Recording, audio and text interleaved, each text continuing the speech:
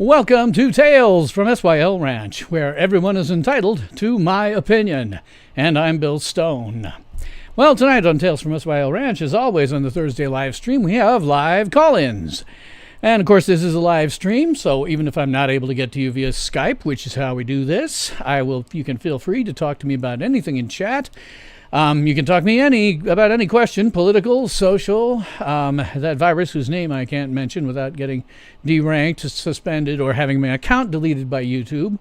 The ongoing terrorist attacks throughout the United States, which are on about day 51 and haven't stopped. The racism, systemic racism against African Americans, if it in fact exists. Police brutality, or, as is going to definitely happen tonight, things pertaining to science fiction, fantasy, horror, superheroes, and other related genre. And boy, we're going to talk about Star Trek tonight. I'm certainly happy to answer each and every question in as much detail and as truthfully as I can. There are some personal subjects that I won't discuss, but pretty much anything else that's fair game. I will get to as many of my viewers as I can, with the understanding, of course, that I really don't want this stream to go much longer than 3 hours. That's about all my aging body can deal with at any one time. Main topic that I'm going to talk about is Star Trek Lower Decks. What in the hell did I just watch? Why did I get up early to watch it? If you'd like to be on the show, we're doing that via Skype. And since I don't really want to give out all my Skype information in public and end up getting the thing hammered all the time when the show's not running, I'd like to do it this way. If you're interested in talking to me, send an email to callin@sylranch.tv. Give me your Skype ID, and I will then Skype you. You can feel free to talk with me about anything that you want. So again, if you're interested in being on Tales from SYL Ranch, send me an email to callin@sylranch.tv. Give me your Skype ID, and I will call you. And that email again is callin@sylranch.tv. So we got a few people here tonight. Marshall, oh boy. Yes, Marshall and I have been talking a bit offline. Marshall Presnell, who is a very old friend of mine. Known him for about 30 years, I guess. He's saying there's a lot of serious existential things going on, and that's true. There is. I'll talk about some of that. But he'd like to say that Star Trek Lower Decks sucks worse than pond scum and possibly even a black hole. Good evening, Super Crew 63. How are you? He also happened to say, what the hell is next? Star Trek the boy band? And again, this is all insulting to pond scum galaxy-wide. Yeah. Star Trek Lower Decks. Now, I tell you, in all honesty,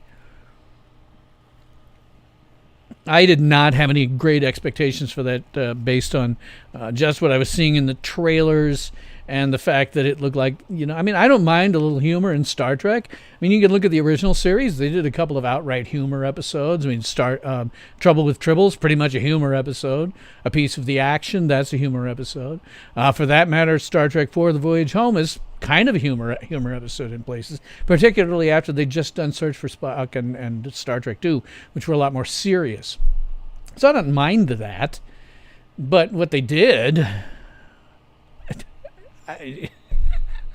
what do you even say? What do you say about this piece of stupidity that they've done? Yep. Marshall is suggesting other possible titles. Star Trek, The Wonder Years. Star Trek, Cheers. Yeah, why not? Why not? Cheers and all kinds of stuff. Hang on a second. I'm going to move around a couple of windows so that I can... there.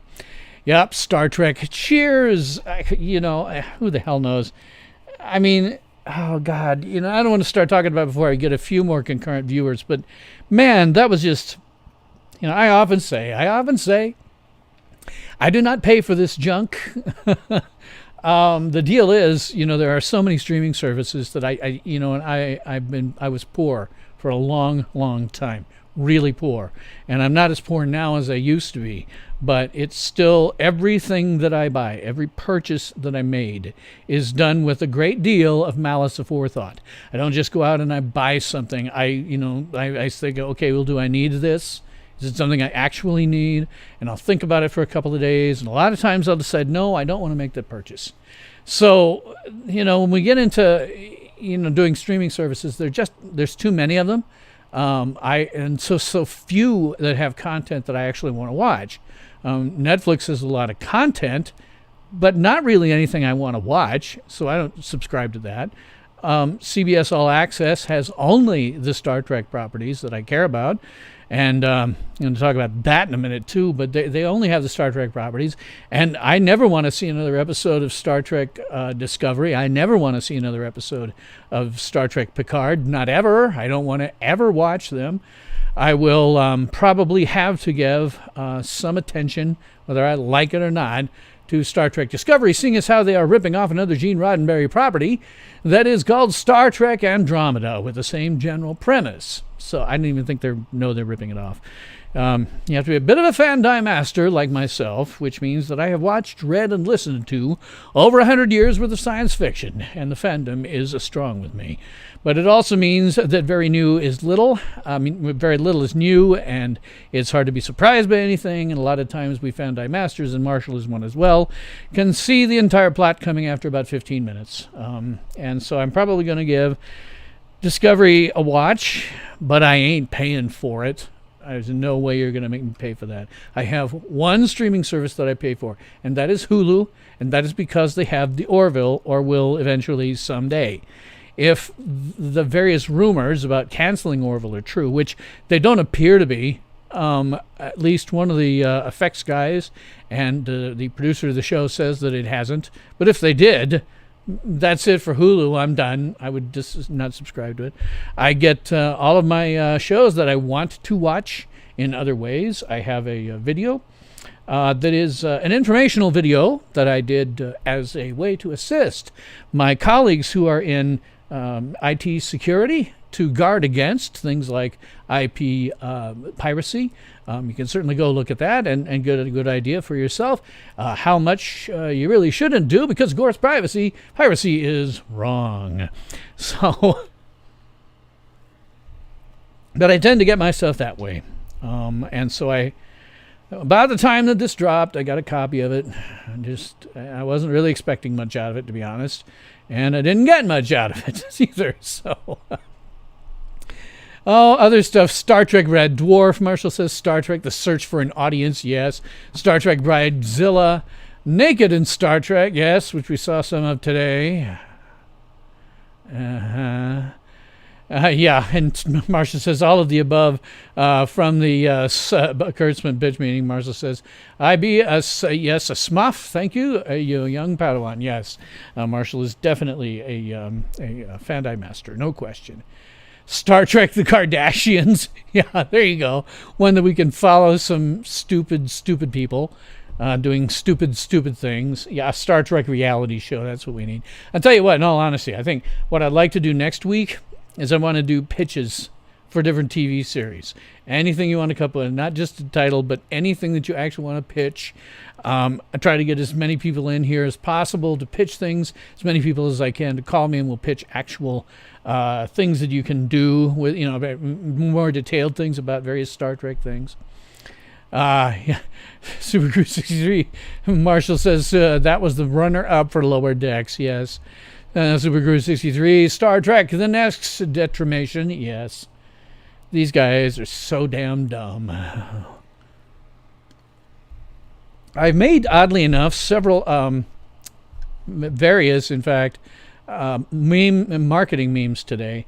You can always tell memes that I've made. They're not always terrifyingly creative, but you can tell mine because I shamelessly put my logo and the show's URL to the website on it. I'm gonna just run a few of those in the background. This is how much I think of Alex Kurtzman, the guy was doing. The guy has never done anything that everybody thought was possible. You fail upwards in Star Trek, so in Hollywood. So serious pitches, well, not necessarily serious pitches, any pitches you want to make, anything at all, anything you want to pitch. This one has seen a lot of activity today. I didn't want to say that everything made by Alex Kurtzman is garbage. I wanted to say that it should be hauled away as garbage. That one's seen a lot of play today for some reason. But, and this one, man, that just sort of... Here's how I felt about Star Trek Lower Decks, right? Star Trek Lower Decks was stupid, of course. The animation is very stylized, and it's stylized to be humorous.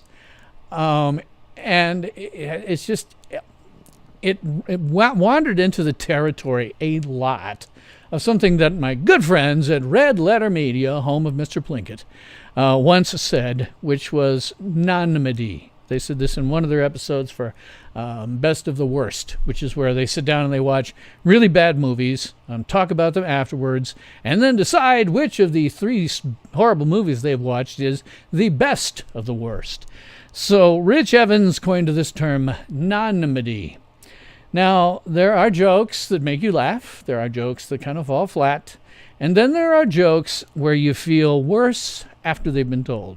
So you're like, and then they tell the joke and you're like, oh.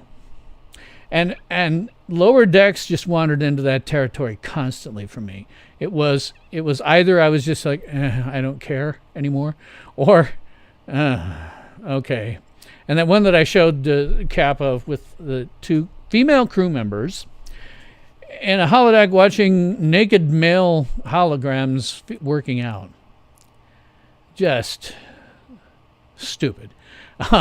And it made me wonder too, somebody else mentioned this and I thought it was a good thing too. What if that had been 2 male crew members fully clothed watching naked females working out? I mean, how would that have flown exactly? You know, we call this, it's just like, it's the reverse sexism, you know, where it's okay for women to do that, but it's not okay for men. You know, it was, if I had the artistic capability, I would do a reversal on that. Put 2 male characters into this stupid holodeck with a whole bunch of female stuff, females working out. That was just, you know, reverse sexism. It didn't strike me as that at the time. It just struck me as nonmedy. They do this scene and I go, you know, it's jokes that make you feel worse. It's worse than falling flat. They just make you feel worse after you're done. Let's see. Marshall says that'll get hit by Scotty. And finally, there are jokes that just aren't. Yes, exactly. Star Trek Strip Club. Yes, we could go to a bar on some Orion planet and watch the... I mean, I've come close to that. But you know, later in Star Trek, in Enterprise, they justified this by being it's pheromones that used to control the men, whether they're aware of it or not, which is kind of an interesting way to go.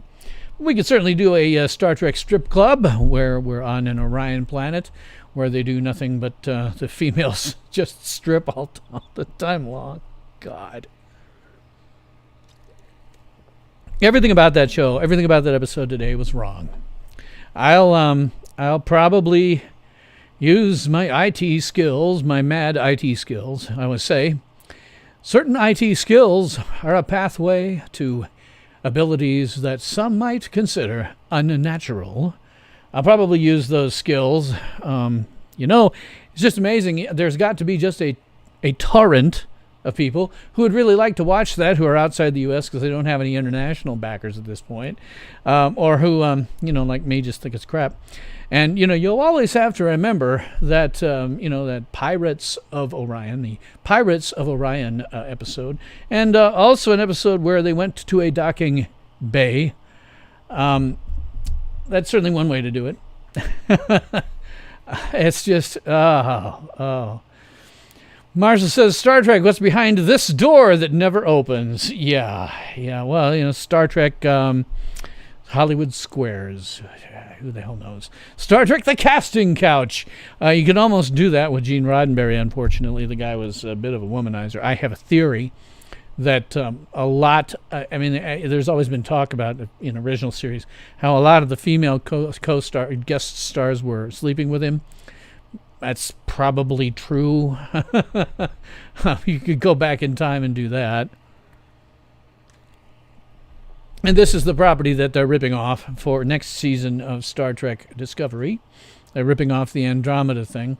Down to, I think we're going to see the ship's AI become sapient. I think we're going to see that. It ties in with a Star Trek short treks. If you remember that guy who was thrown 1,000 years in the future, found the Discovery with nobody on it, except that the AI was then sapient. So I think we're going to see that.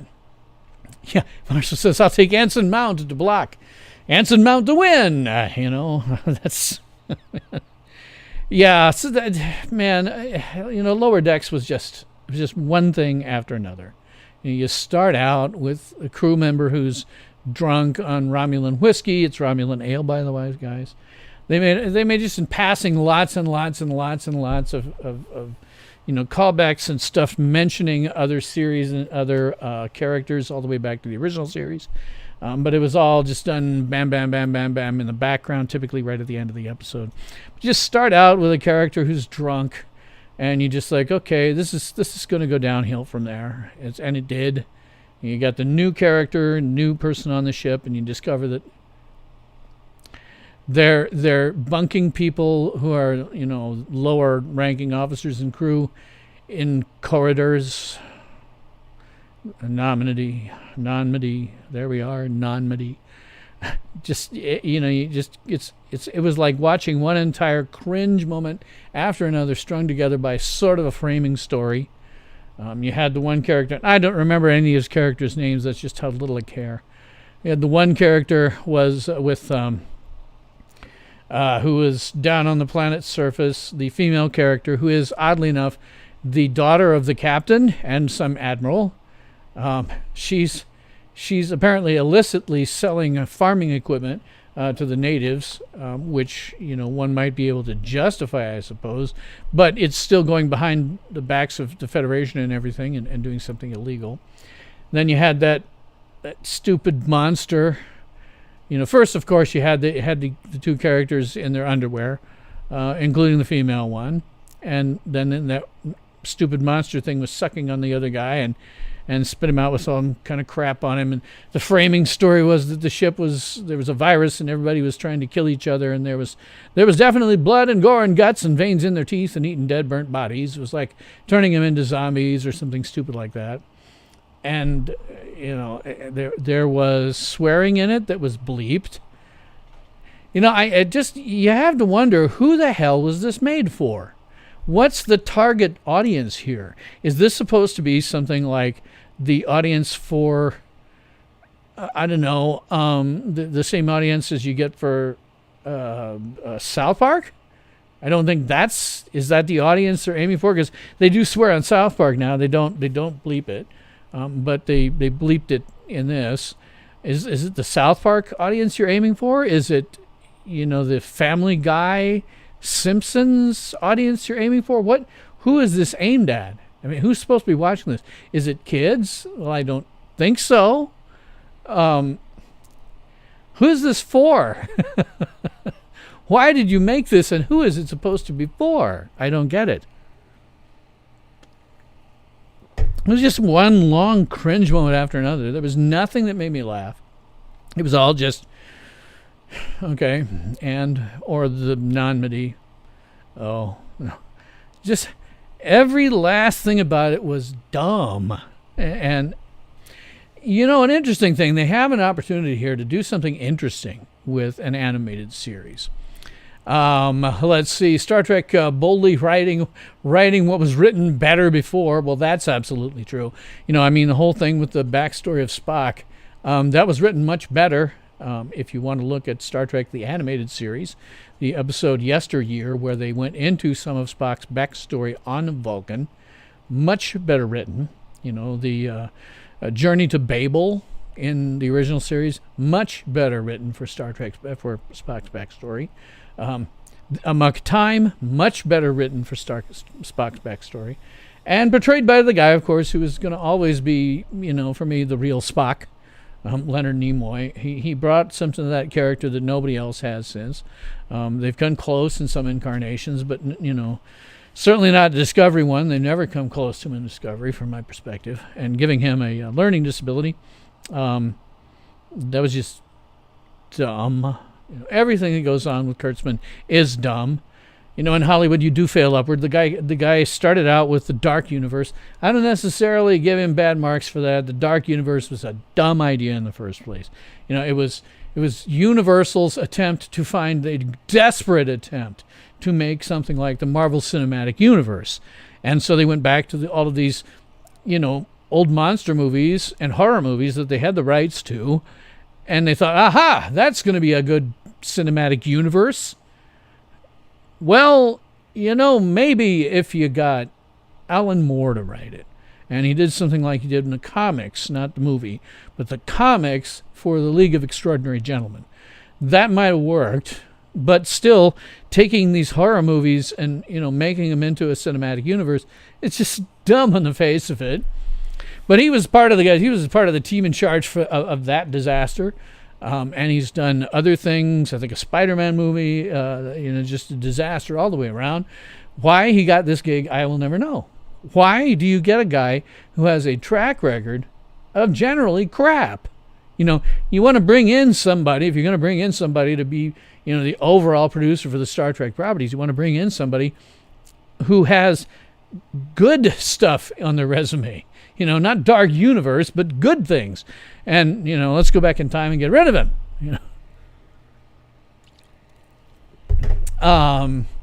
Superguru 63 says, if I was married to Majel Barrett, why would I fool around? She was very pretty. Oh, yes, she absolutely was.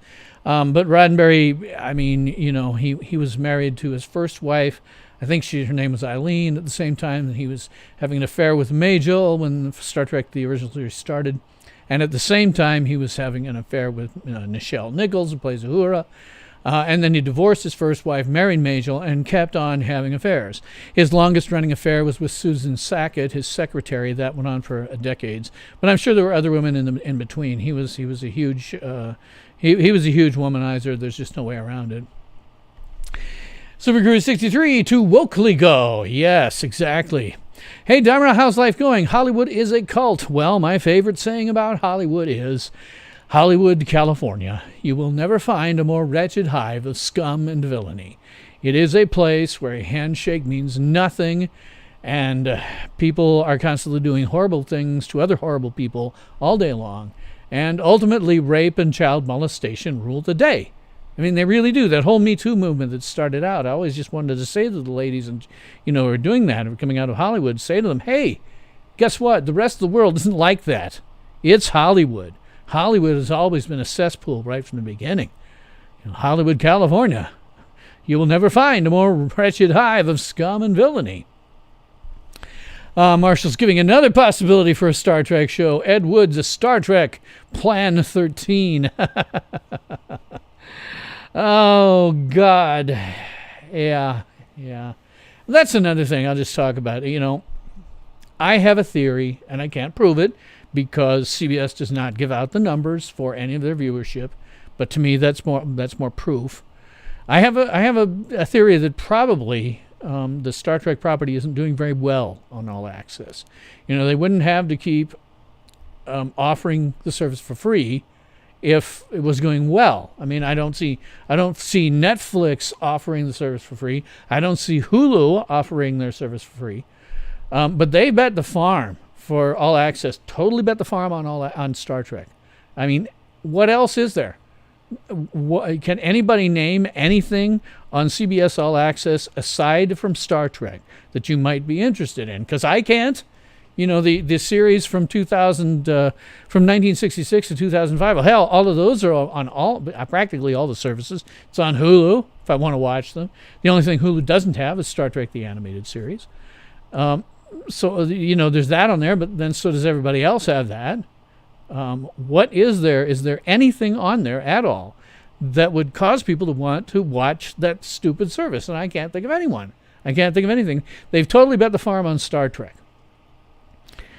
So I don't think the Star Trek properties are actually doing that well. I think if they were doing well, then CBS wouldn't be reticent about, throwing out the viewership numbers. I think they'd be crowing about the viewership numbers because if they could say to advertisers, hey, we're getting tons and tons of people who are watching this and signing up for our service, and the advertisers would be, okay, that's great, And they wouldn't have to give it away for free from time to time, as they often do, or post episodes, full episodes, up to YouTube from time to time, which they do. So I don't think the properties are probably actually doing that well. I know there's people who probably would disagree with me, but really, looking at it from the outside, I have to wonder if those properties are doing any well. And if they're not doing well, this whole house of cards for the CBS All Access service is going to fall apart. It is resting entirely on Star Trek. That is what they bet their farm on. And I think ultimately, they're going to be in a position where it's such a money loss, and they can't attract anybody, that their whole house of cards with CBS All Access is going to come tumbling down. Ultimately, CBS All Access will fail completely, and at that point, it might actually be good, because then they would have to sell properties like Star Trek, and that would be one that would be very attractive to sell. Having bet the farm on the thing and it not doing well, they'd probably say, hey, I think Star Trek is gone for a while. We're done with it. Might as well sell it. And if they do, maybe they'll sell it to somebody who knows what the hell they're doing with it. I hope that that's what happens. I really think Star Trek isn't doing that well. I can't prove it, but again, if CBS doesn't give you the numbers, it sort of tells you. Because if they was doing really well, they'd be saying, "Hey, we're getting bajillions of views per week," and blah blah blah, and they're not saying anything about it. So I think that tells you a lot. But maybe they'll sell it. I don't know, somebody like me. Because I actually have a plan. For that matter, let's just say they come bring me in and they say, what do you want to do? You're totally in control of the Star Trek property here at CBS. What do you want to do? And I would say, well, first off, we're going to fire Alex Kurtzman. He's gone. He's just gone. If he's on a contract, pay it off. Get him out and do whatever's necessary to do what they used to call barring him from the lot. You never let him in ever again. Let him go out and ruin some other franchise. And then I'd say, okay, here's what you need to do, CBS. We need to call Vic Mignogna. And we say to Vic, we want to pay you some cash, and you and the people who made Star Trek Continues, we're going to pay you a bunch of cash for your efforts on that show.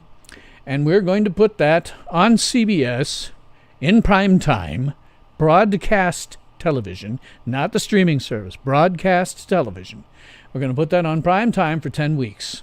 And the episodes sometimes run too close to 60 minutes for modern TV because they like to cut 20 minutes out. And we'll just say, no, we're just going to let them run.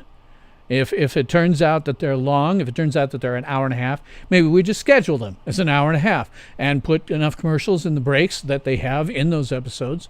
And we're going to air it on CBS for 10 weeks. And I think that would kill. I think that would absolutely kill in the ratings.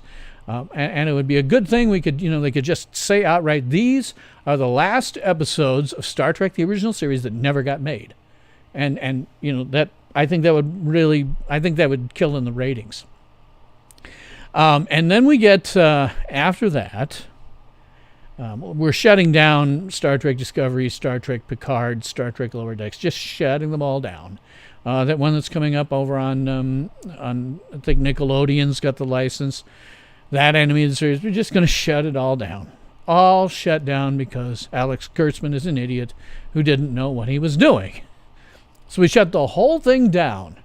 And then we do a 2-hour TV movie that airs on CBS. And this 2-hour TV movie, I don't know what you'd call it necessarily, Star Trek Timelines, maybe? Star Trek Timelines. And it is a 2-hour movie starring Scott Bakula as President Jonathan Archer. He's first president of the Federation, I think. We have President Jonathan Archer when he is visited by Daniels. And Daniels says there's some active attempt to screw up the timeline by misusing Section 13. Section 13 was not really a thing. It certainly wasn't. And honestly, I think if he'd had much control over it, I don't think Gene Roddenberry would even have allowed the creation of Section 13. It goes against some of what he thought was good about Star Trek. So I would say, because we've seen Section 13 massively in Star Trek Discovery and used badly, in my opinion, we do a movie where Daniels and Archer, and maybe you get some, the people back from Star Trek Enterprise, and they fix the timeline in such a way that they minimize down Section 13 so that it's very small at the time of, say, the original series, and gets bigger to the point where by, the Deep Space Nine era, it is a little bit more involved in galactic politics and the Federation's politics. But right now we say all this stuff that happened with Discovery and even Picard to some extent was a result of meddling in the timeline where it used Section 13 in a totally inappropriate way.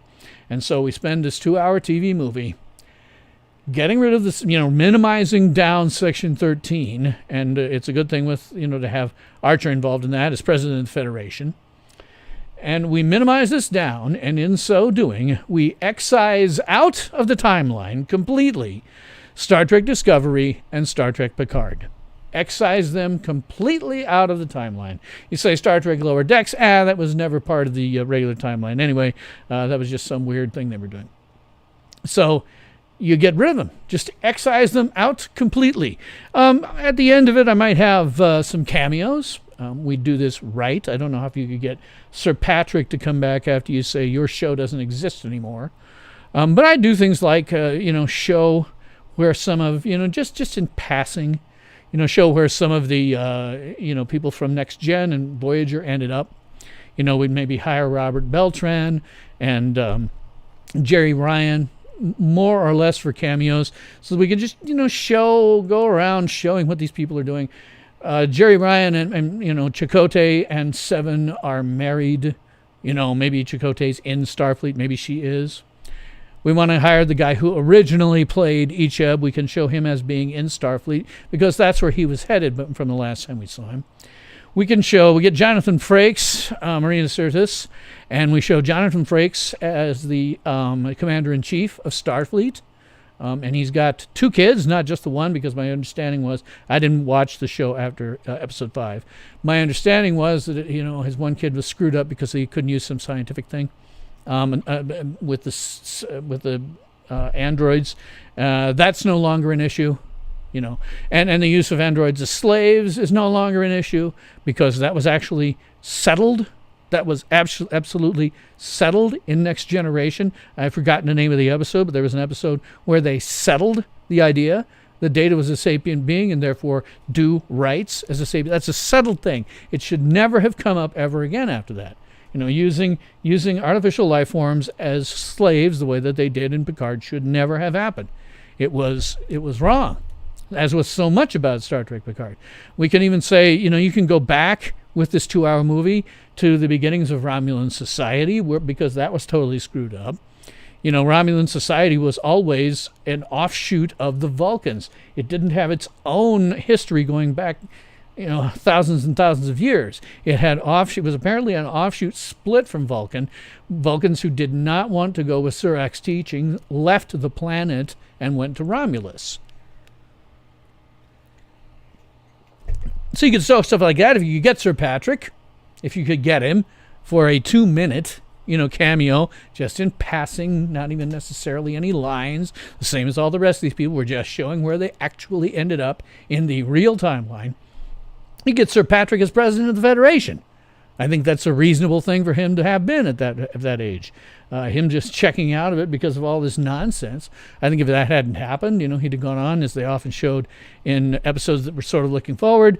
He would be an ambassador. He was always, very good at ambassadorial type stuff. He could be president of the Federation.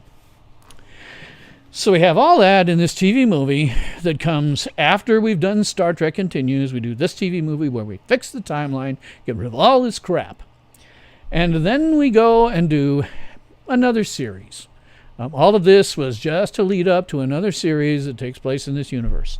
One that will be not be horror Trek. It won't be stupid Trek. It won't be, certainly won't be the Lower Decks Trek. I would like to do my show, which I pitched, and there's a link to it in below. I pitched it on my show, called Star Trek Andromeda, which is set in the 31st century and not the we just go way, way off into the future. That's how I do it. That's my plan. We shut down all this stuff. We excise it. We run Star Trek Continues first, air it on CBS. We have a 2-hour TV movie that gets rid of all this crap that CBS All Access has been doing, and then we do another series. And I have a 5-year arc for one, Star Trek Andromeda, that you can go and watch. The pitch for it, it's in my link to in my description box below. This is not a pitch meeting thing like they do on the humorous ones. This is a straight-up pitch. Here's what I do if I was going to do a show. And I think next week would be great if I could have viewers come in and say, hey, this is what I'd like to do for a show. Because there's all kinds of possibilities. When you're not limiting yourself, because they were, Star Trek Discovery was an attempt to place something in an era that people liked, and it fell flat completely. Star Trek Picard was another attempt to take something that people liked, but it fell apart completely and is no good either. And they all have hooks essentially where they're calling back to other Star Trek that people liked. Here is what I think about Star Trek in general, by the way. And I got a meme for this that I'm not going to put up. Demara Smith says, remember PBS back in the day? It's a breath of fresh air. Real people were featured. Yeah. Marshall says, damn, Bill, our ideas are almost identical, pushing Disco and Picard into a corrupted timeline. Yes. Yeah. I think it's easy to do. We get Daniels and we get Archer as president of the Federation sometime after Star Trek Enterprise, and maybe get a little bit of the band back together. I'd like to see T'Pol again. So we get, them fixing the timeline. We have a timeline where the whole thing was corrupted by Section 31 coming too much to power. And so we say, okay, we're going to reduce that. Somebody screwed with the timeline that brought Section 31 too much to power. And Archer, as president of the Federation, is in a good position to make sure that that doesn't happen, to fix that part of the timeline. That's what I do. I would fix it out and make it so that it just never happened. And we don't have to go into any great detail about, what happens, because there was apparently a Klingon war, an out-and-out Klingon war at some point. We don't have to talk about it very much. They never did. It wasn't anything we needed to ever see, not really. It happened in the past, sometime between Enterprise and Star Trek, the original series. We don't have to know about it. We just say, oh, okay, that's the part of it we saw has been excised. It's no longer there. It's gone. And that puts our timeline back in. Here's the thing about Star Trek, and I truly believe this. I have a meme about it. In fact, it's one of those memes.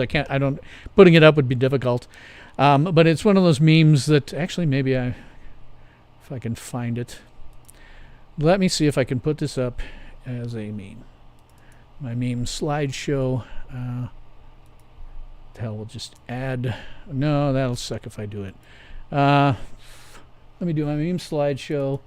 I will change the directory that it's pulling that from. Delete that. Add this directory. Add files.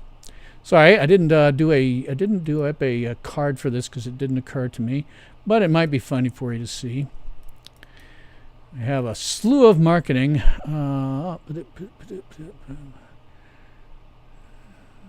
Let's see if I can find it. Sorry, this will take me a moment here to find this particular meme, but I think it's useful. I did not hit her. It's all fake.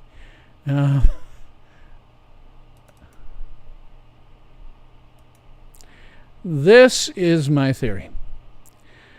Star Trek's appeal is nostalgia. I really think that that's the case with Star Trek. You had Star Trek, the original series, and then a fandom that grew up from that in the 1970s and 80s. And the movies from 1979 through, Star Trek 6, those were to some extent nostalgia. It was my age people wanting to see more of that Star Trek. And then you got into Star Trek The Next Generation. And the reason that there wasn't a lot of callbacks in that, there was some, but not a lot by design. They wanted to be their own thing. But the reason that show got made was because Star Trek, the original series, was there, and we wanted to see more stories in that universe. And we did eventually get some callbacks with like Spock and Scotty and things like that. There were occasional little callbacks and stuff like that. But, the Star Trek really is nostalgia-based. And so you get into Deep Space Nine, Voyager, Enterprise.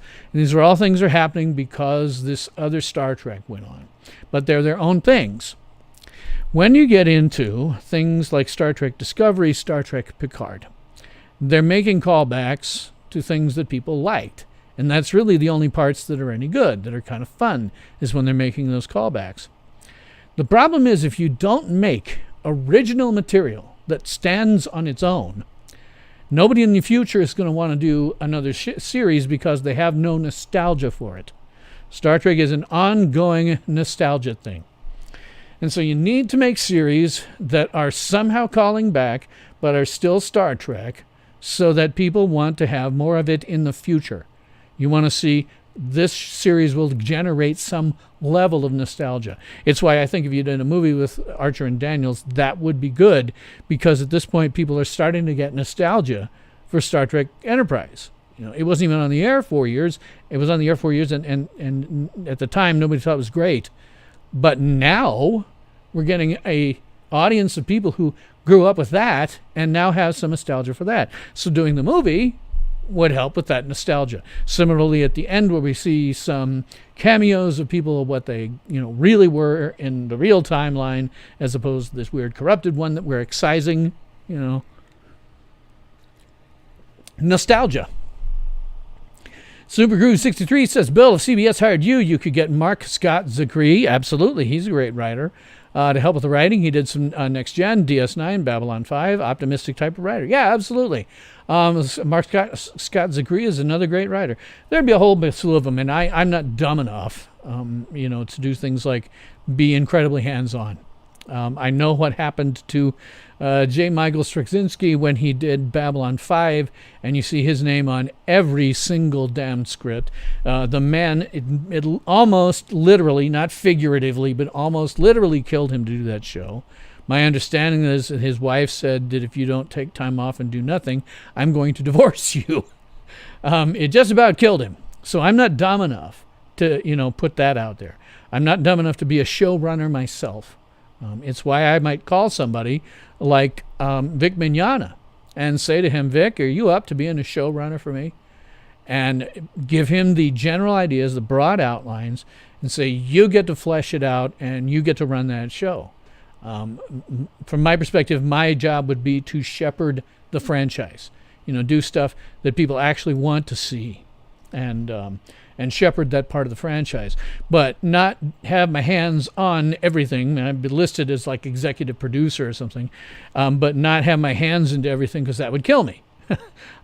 Delegate. Find people who are good and delegate to them. Hell, might call, because if they do get rid of Orville, might call, blanking on his name, and ask him to show run something. I mean, you could have multiple TV series running simultaneously, but, call somebody who clearly knows what the hell they've been doing and ask them to show run for you. Be a showrunner on this show.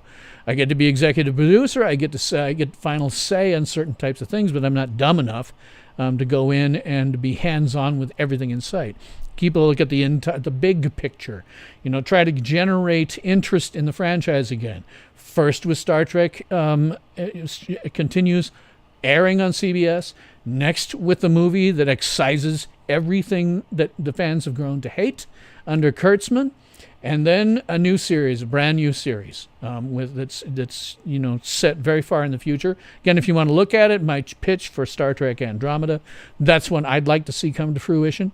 And it's similar because it's similar to what some of other series have done, because it is a show with a definite beginning, a definite end, an arc for the entire thing. But each individual story is a 1 hour story that would be its own story. Beginning, middle, and end in this story that then has threads that might tie into the larger arc for the series and this given season. But you don't want to do what they've done with Picard and Discovery, which is where you have to watch every single episode in order in order to get the story. It is really, I've said this in other videos, it doesn't age well. The 4-act dramatic structure of, a story has been with us since the ancient Greeks and quite possibly before. And if you look at it historically, when you deviate from that significantly, then you start to have problems. It doesn't age well. Star Trek Discovery, Star Trek Picard are like old movie serials. That's really what they're more like, is old movie serials, where you have to watch all 12 episodes of the serial before you get the entire story, And I don't think that's a good way to go. I think the way Doctor Who used to do it before Chris Chibnall came on, which is where you have individual stories that have their own story but have some thread that ties to a larger arc. And that's how I would do it. But you could do all kinds of different series. You could set them in different places doing different things. I'm not even against, because I think it's a good idea. The Whoniverse, the one in which Doctor Who is in, does in fact have 3 different shows in there at different times. Doctor Who itself, Torchwood, and the Sarah Jane Adventures, and a couple of others that were one-offs and stuff. But they all exist in that universe, and they all have very different tones. And they're aimed at very different people, and so the tones are different. I think you could do that with Star Trek. I'm not even against having a sitcom on Star Trek, provided that it's an intelligent sitcom. It's just a different tone. It's not like Star Trek Lower Decks, which is just stupid. I think if you had an intelligent sitcom or something. You could even do a Star Trek Lower Decks. They did an episode of that name in Star Trek The Next Generation, which I assume, again, Star Trek's appeal tends to be nostalgia. They're looking at this and going, oh, they did that one good episode in Star Trek The Next Generation. Let's do a whole series about it, except they fracked it up completely. The episode in Star Trek The Next Generation was much, much better. You got to see some of these people who were much lower on the rung, junior officers trying to impress Riker so that one of them or more would get a promotion. And the one who was a character we'd seen before who had screwed up at Starfleet Academy, but was a Bajoran that they needed for a mission, and she died. That's the sort. You could do a show about junior officers, just not this one. This one's stupid. You could do an animated series. You could do an animated series. Lots of things have done it. I look at the Chronicles of Riddick, which probably nobody but me knows. But the Chronicles of Riddick is currently 3 movies. They're working on a 4th one. But they also had some anime in there. 2 or 3 animated segments that they did that appear, I think, on its own release. But there's no reason you couldn't do something like that. Have characters that are animated well and have good stories. Always look back to the 1970s with Star Trek, the animated series. That is a good show. You have to be aware that in the 1970s, you got, really limited animation. We did not have CGI. All of that stuff was hand-drawn, and they had a shoestring budget to do it on, and so they took a lot of different shortcuts in order to make it work. But the stories, they have a very good hit-and-miss ratio. There's 2 or 3 episodes on there that you'd like to say, that could not be canon, that's stupid. Infinite Vulcan, I'm looking at you. But the stories in general were very good. And they took advantage of animation by showing us locales and aliens that we could not otherwise see at that time in live action. Today, doing a CGI, the one that always was on the bridge, in place of Chekhov was Mr. Arex. And he had 3 arms and 3 legs and a weird-looking head and a funky-looking neck. That was a good use of animation. You could do that same sort of thing with modern animation, modern CGI, and make a good show out of it. There's no reason you can't do that. There's all kinds of places that you can go with Star Trek, provided that you're not trying to make horror and blood and gore and guts and veins in their teeth and eating dead, burnt bodies. Let's see. Super Cruise 62 said James Cawley did pretty good. Yes. Oh, yeah. James Cawley would be another one. He did good with Star Trek New Voyages Phase 2. That's another one. Sure. Seth MacFarlane. That's who I was misremembering. Yeah. If I'm in charge of this whole universe and they eventually did something where they canceled Orville, might just have Seth come over and say, okay, we want you to do more or less the same thing inside of a Star Trek series, where give it a little bit of humor, a little more humor than we're used to seeing. This sitcom sort of aspect of it. And Orville has evolved way beyond anything that was just sitcom. It really is, to me, the Orville is the answer to the age-old question, Kirk or Picard. And the correct answer from my perspective is, well, it's not Kirk or Picard. Original series or Next Generation, which is better? And the answer sort of is, well, Next Generation, but Kirk. Kirk is the captain and more next-gen stories. And that's kind of what Orwell has evolved into. It's also got his own little universe with, real antagonists and stuff. It's much more serious. But the humor is there. There's some humor that goes throughout, and I don't think that's even a bad thing. I think if Star Trek, the original series, Next Gen and later, it had some of that humor, it would have been kind of better. I think he's doing a really good job. There are lots and lots of places you can go with Star Trek, but what you can't do is come into it saying, okay, because I think I know what they did. They came in and they said, okay, look at the world around us. What's popular right now? Look at our video games, stuff like Grand Theft Auto. Look at some of the more popular, TV stuff, Game of Thrones, Walking Dead, and you say to yourself, okay, what's popular right now is blood and gore and guts and veins in their teeth and eating dead, burnt bodies. So that's what Star Trek needs to be if we want to catch that audience. It has to be that, and that's not what Star Trek is at all. That stuff I've said in other videos. It's nihilism. And Star Trek has always been an optimistic show. It was designed to be optimistic from the beginning and has always been optimistic. Even when it's gotten into dark moments, they're usually so that they stand in contrast to how the show is otherwise optimistic. And it's a show. We need an optimistic show right now. I think that's part of why science fiction fans like the Orville. We need, in this day and age, God, do we need an optimistic show? We need a show that says whatever the hell our current problems are, we overcame them and went on. We don't even have to say how we overcame them. They didn't. They never said how we overcame the Cold War. They would have gotten it wrong if they did. They just said, well, we found the wisdom not to destroy ourselves.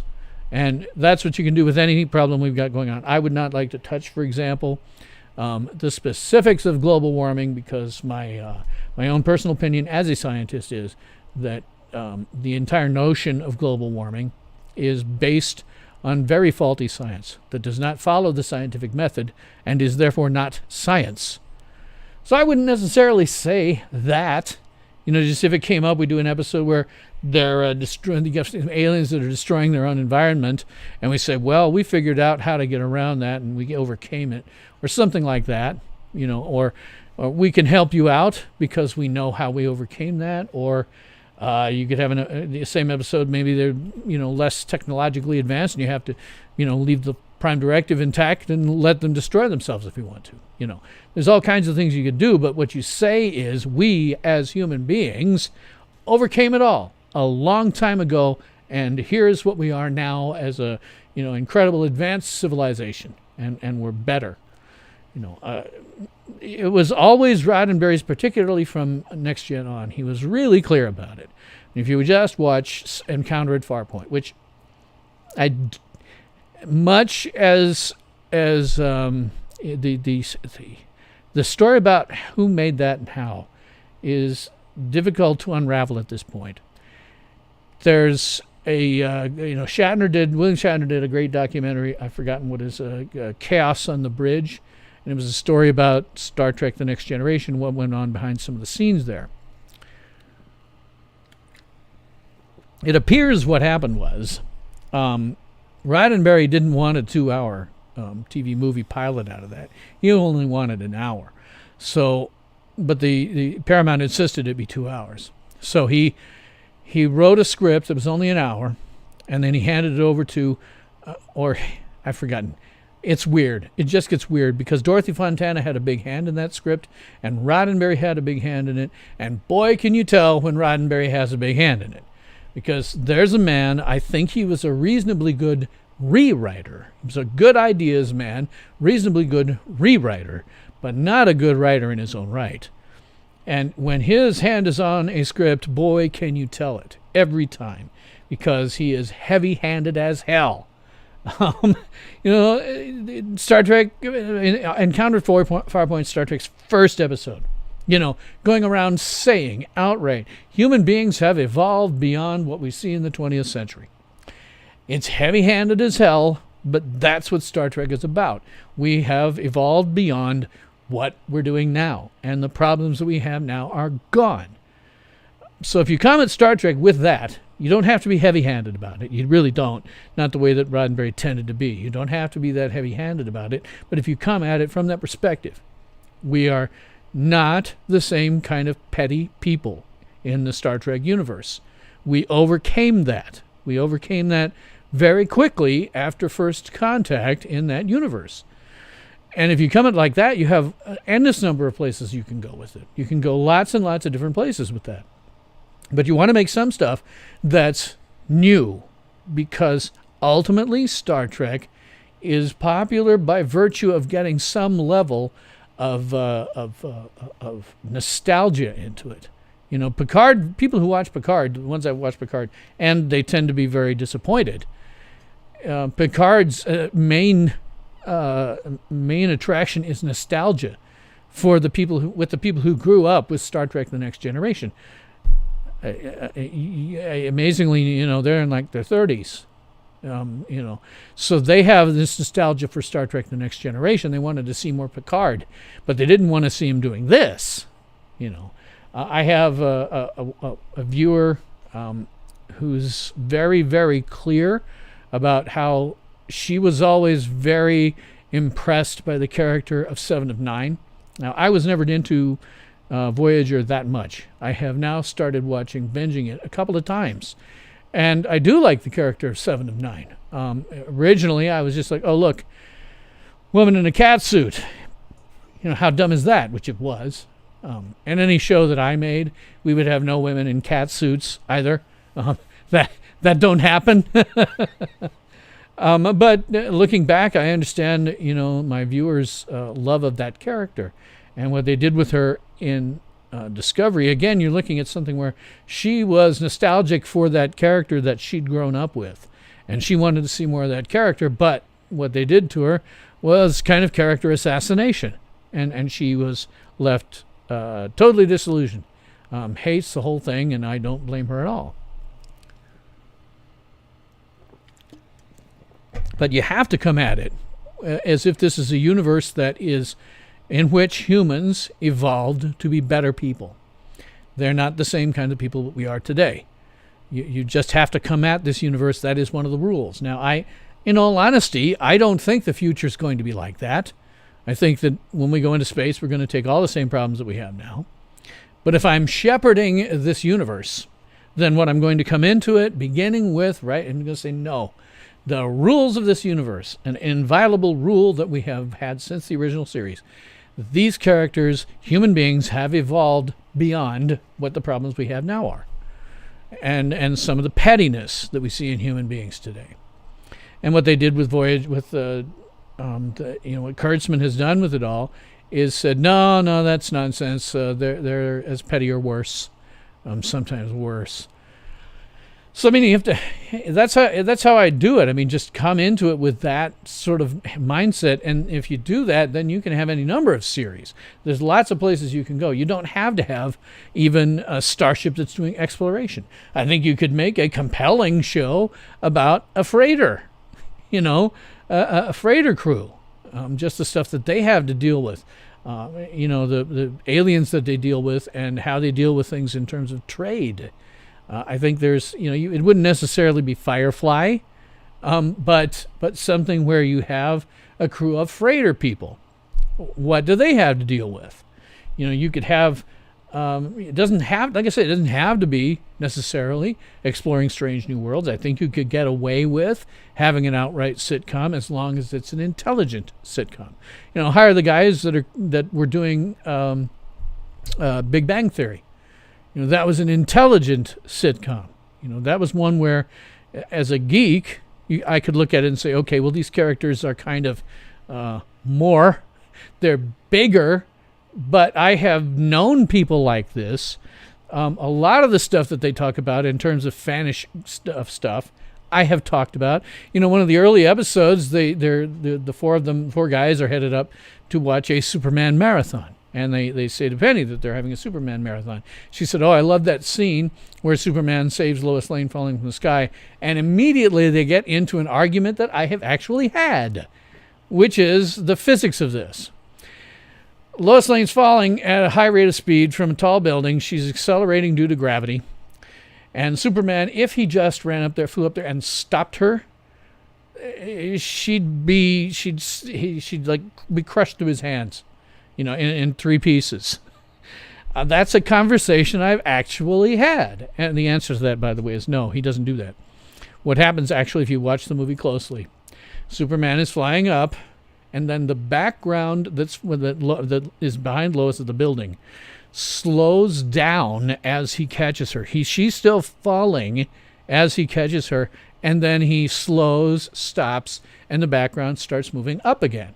So clearly what he's done is matched her velocity to catch her. That's the reality of that story. But I've had that argument lots of times. The arguments that they've had, I've had lots of times. You could do that in Star Trek, where you take people who, it's an intelligent show, where you get the laughs more or less organically by virtue of these people being a little odd or, something like that. I don't know how you do it necessarily, but you might call those guys in and say, pitch me a Star Trek series that's an intelligent sitcom. Let's see where we go with that. Lots of things to do in the Star Trek universe. You just have to know the rules. And Alex Kurtzman doesn't know the rules. He never has. And because of that, because of the fact that CBS All Access has bet the farm on something that I don't think is doing well, I think ultimately their service is going to die, and they will start selling off intellectual property, and that will probably include Star Trek. And maybe that'll be a good thing. Maybe it'll be bought by Seth Macfarlane, and he can make something good out of it. I'd like to buy it. If anybody wants to, start up a GoFundMe for buying the Star Trek. Bill Stone buys the Star Trek property, and just pour money into it and wait. A couple of 3 years, and that service is going to go tits up, and that's going to be it for it. Deborah Smith says, I've never watched Star Trek. Totally Lost. Sorry about that. It's a Star Trek night a little bit tonight because they came out with a new series. It's stupid. Deborah says, not that the kind of tech isn't interesting. It exists. Yes. That's another thing about Star Trek. It has, through next gen era, it inspired two whole generations of scientists to build what we see now in today's world. It really did. Scotty and what I saw in Star Trek was something of an inspiration to me while doing what I did in terms of building the internet. There are astronauts who were inspired by Star Trek. Things like the cell phone. Originally, they were flip phones, just like you'd see on Star Trek. They didn't have to be. There was other ways to do that. But the engineers involved in that had been inspired by Star Trek. And is anybody going to be inspired to build anything that we see in, Kurtzman's Star Trek? No. Not going to be inspired in the slightest. And it's a shame because I think there's a lot of talented, individuals out here who could build some interesting things if they were showing good, interesting tech on Star Trek. So, but that's not going to be the whole show tonight. It has eaten up more than an hour, but that's because there's a new series out, an animated show that sucks. It just sucks in every way. It's viewer Marshall had said, what's next? Star Trek boy band, because it's just that bad you start thinking about things like that. It is a piece of panda scum, and that's insulting to honorable panda scum galaxy-wide. It is really a bad show. It's the worst one they've done so far. And you have to wonder, I do, who is the intended audience for this?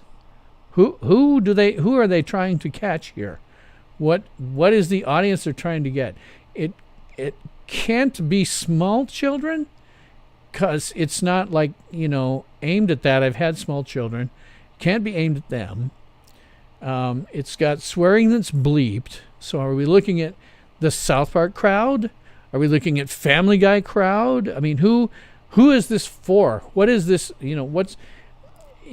I can't see your average, adult Star Trek fan looking at this and going, wow, this is so funny and wonderful. I'm going to watch it every week. Who is this for? What's your intended audience? You have to know that starting out as a producer. You say, okay, this is going to be aimed at this, demographic. We're going to try to pick up this. Who is that here? Who is the demographic? I have no idea.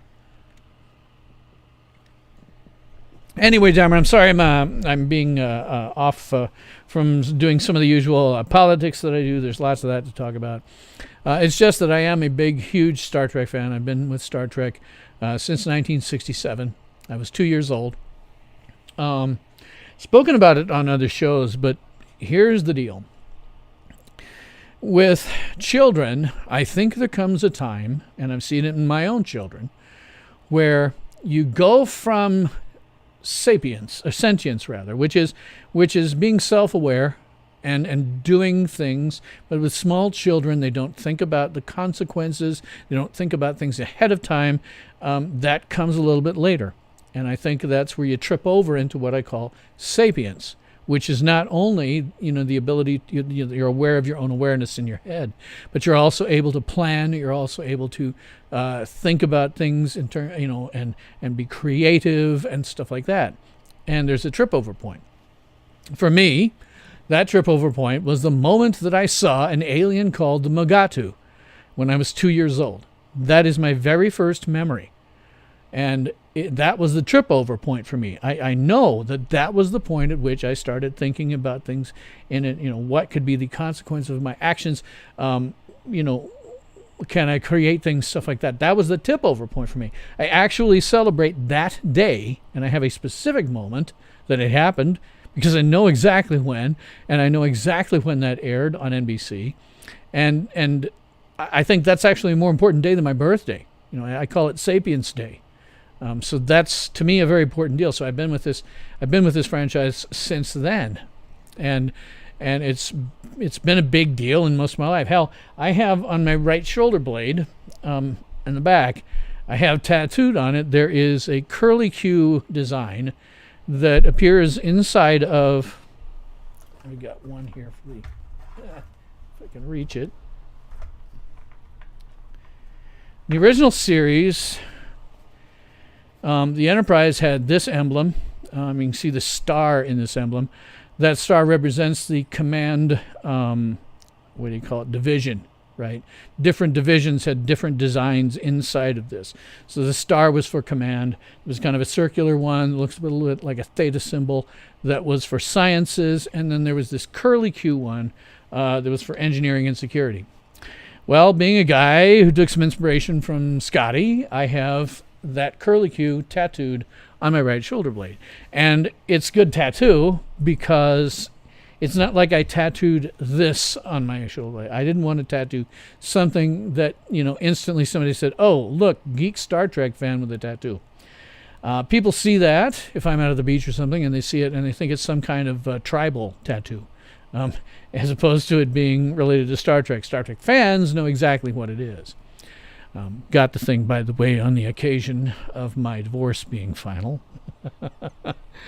Went out and spent $100 on a tattoo. Probably needs to be touched up at this point. It's been quite a while. So it's something that's been with me since forever. And the current showrunners, the guy who's running the thing, a guy named Alex Kurtzman, is just screwing it all up from my perspective. I think he's going to take down the CBS All Access platform with it. And at that point, they're going to start selling off intellectual property like Star Trek and things like that. And when that happens, that may be a good thing. Maybe then we can have, good series produced by people who understand this material, which Alex Kurtzman does not. Well, that's my Star Trek rant for an hour 10. There's other things I can talk about today. There is so much going on with the various riots and what can only be termed a terrorist activity throughout the United States. We're up to day 51, I think, since they really started doing it in a major way after the deal happened with Minneapolis. Portland remains ground zero for all of it. I do not understand why they allow this to go on. I think if I was the local government there, I would simply be out with, the fire trucks and the fire hoses and just spraying them down and getting rid of them. This really can't be allowed to go on. It is spreading beyond Portland. It has been spreading beyond Portland for the last 50 days. I mean, I've said it before, I'll say it again. I listened to something, and it's in my description box if you want to see it.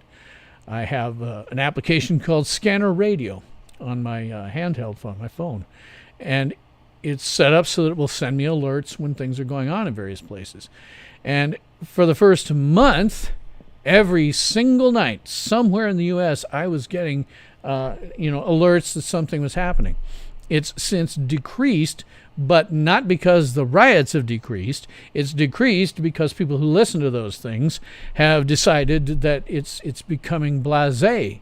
It's no longer something that 2,000 people will tune into every night. We're all just like, okay, I had this for a month, and there's just only so much you can take.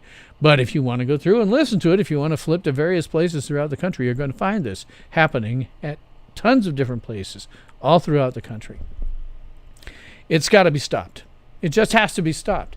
And, if the local governments aren't going to do it, eventually the federal government's going to come in. Now, I'm not happy with that. I'm not thrilled with that notion at all, because the federal government really shouldn't have the power to do that sort of thing unless it's outright insurrection, which you might be able to argue that that's what we've got. But I think, a local government like Portland should not tolerate this anymore. This is not what the press says. The press says that these are peaceful protests, but they're not.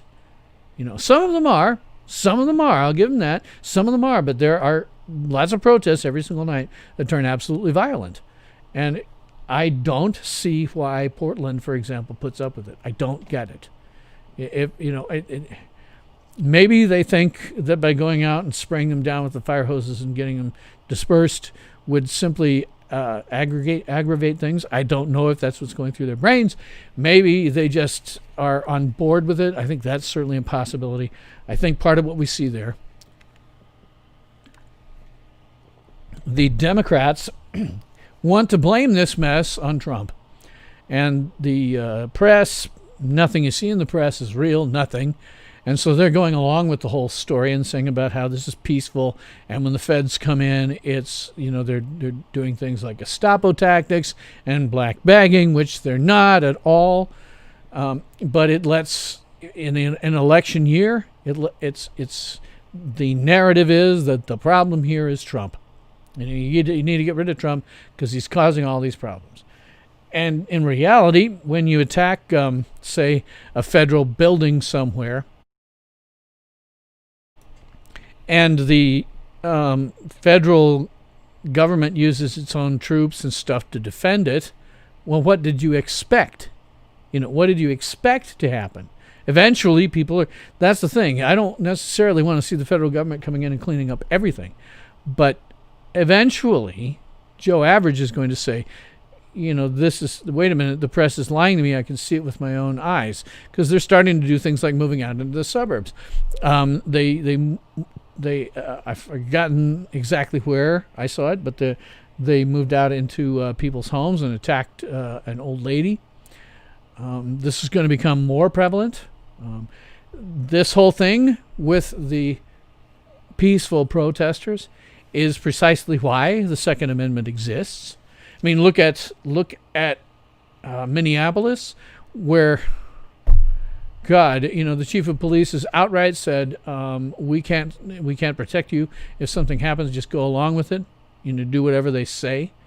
And the chief of police actually saying that is going to cause more crime. It's going to say to the criminals, hey, man, they can't do anything. Game on. And that's why you need your own sidearm. That's why you need these guns to protect yourselves. When they have fracked over with the police enough that they cannot. Ultimately, this is a libertarian idea that is true.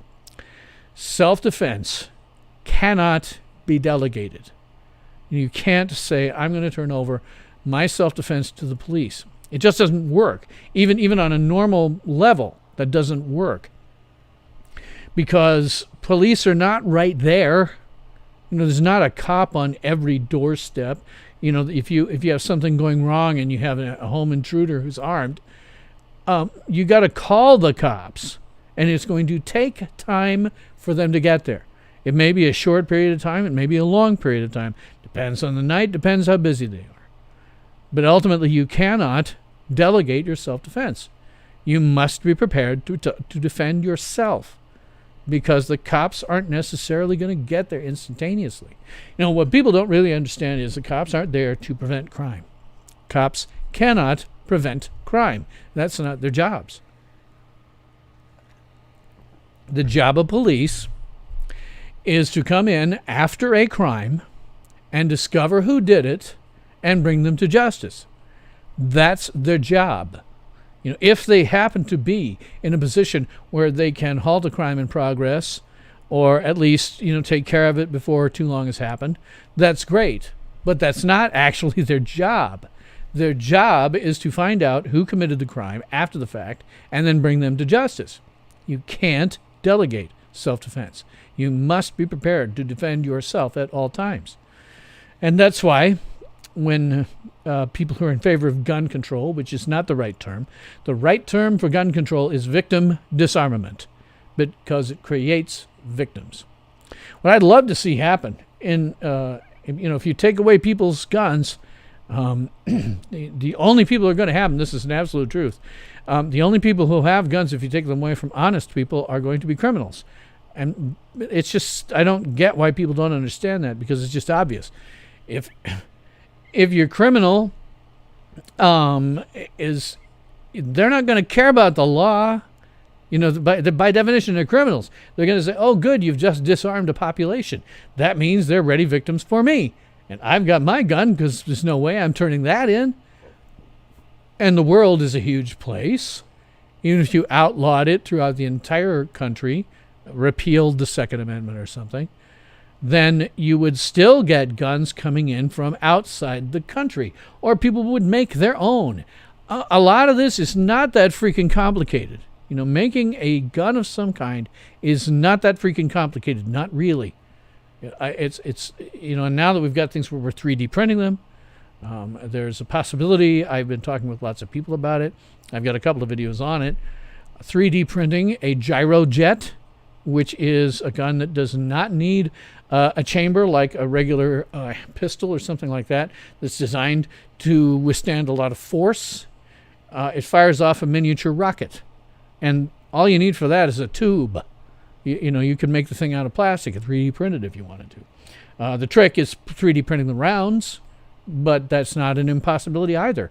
And that's a more advanced one. You can use household objects if you want to create a makeshift gun. So they're never going to be without a gun. And we have now seen, obviously, clearly, that in a lot of cities, the police cannot protect you, particularly in Minneapolis. You've got to protect yourself. Self-protection is not something that can be delegated. It simply isn't.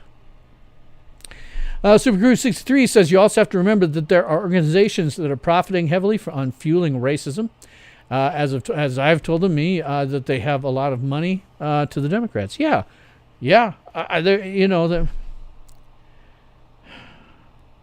A weird thing happened. Somebody who's been around for a while, I saw it happen. 1970s, 1980s, even into the 1990s, we were on track to be a totally colorblind society. We really were. We were on track for that.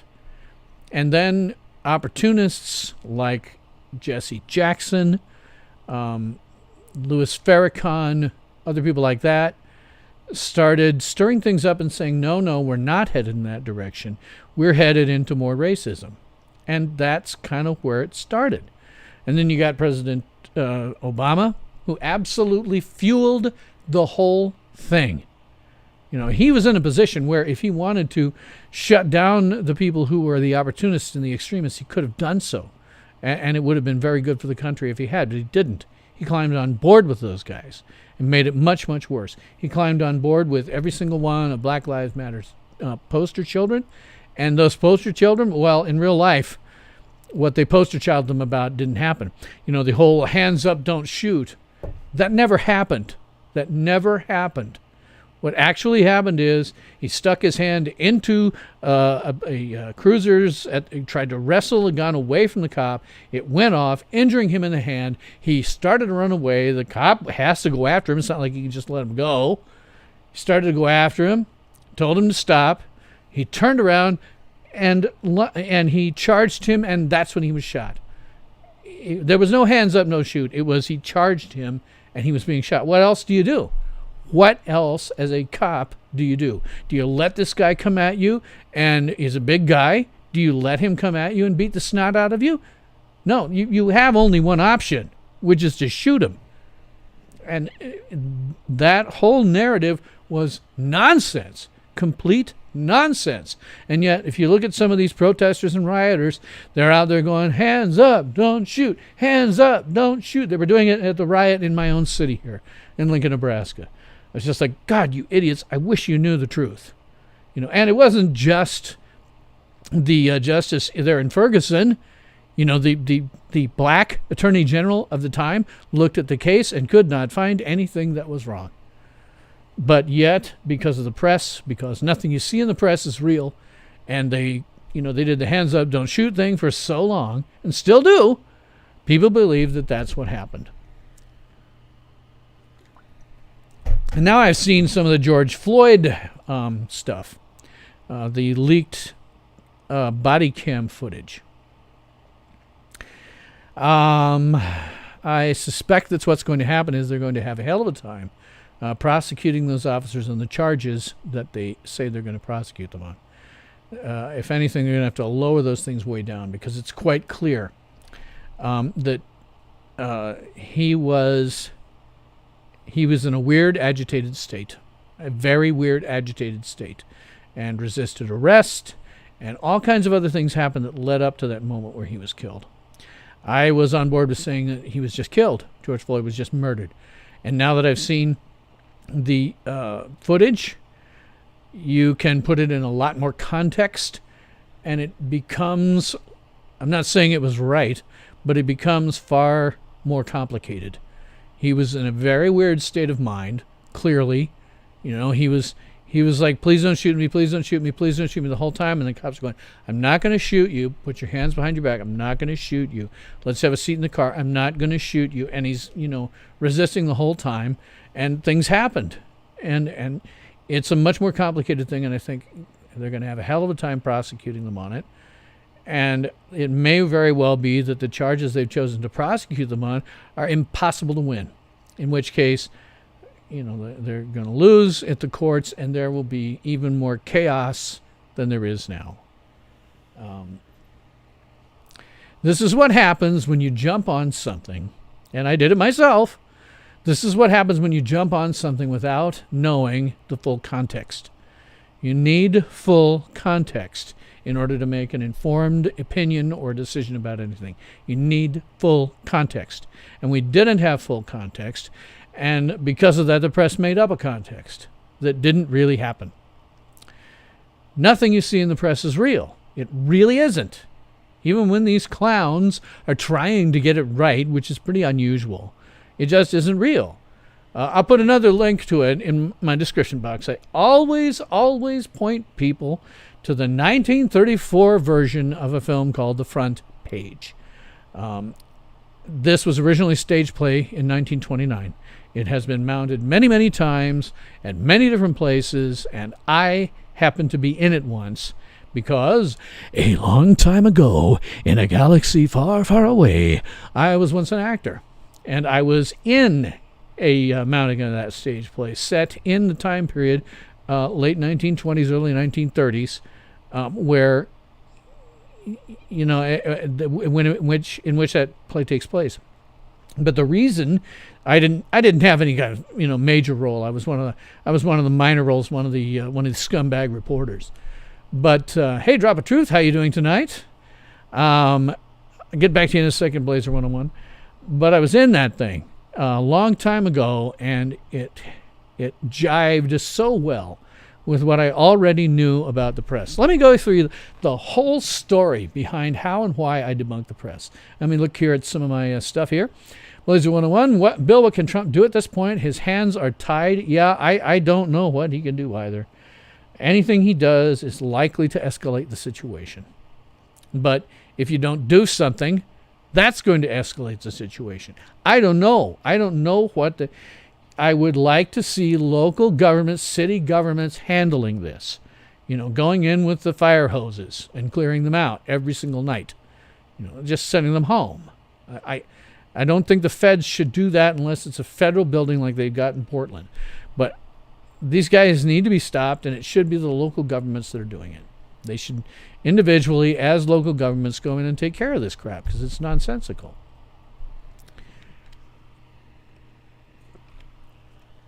Drop 2 says, did anyone get a Lethal Weapon, Riggs, and Murtagh vibe from Star Trek Lower Decks? I spent about an hour talking about Star Trek Lower Decks. I'm not going to go back to it, but Star Trek Lower Decks just was dumb. Just dumb in every way. Marshall says, Trump has to do what any rational president would do under this situation and ignore everything other than his job. If he does that, he will win. Yeah, I think that's true, yeah. If he just does what he's supposed to do. And that really is, you know, let this stuff play out on the local level as much as possible. Drop Juice says, of course, the only unruly partner was gender swapped. Well, the whole thing was just so stupid. It's just dumb from beginning to end. But here is why, I've said it before, and I've got some new viewers here that haven't heard me say this.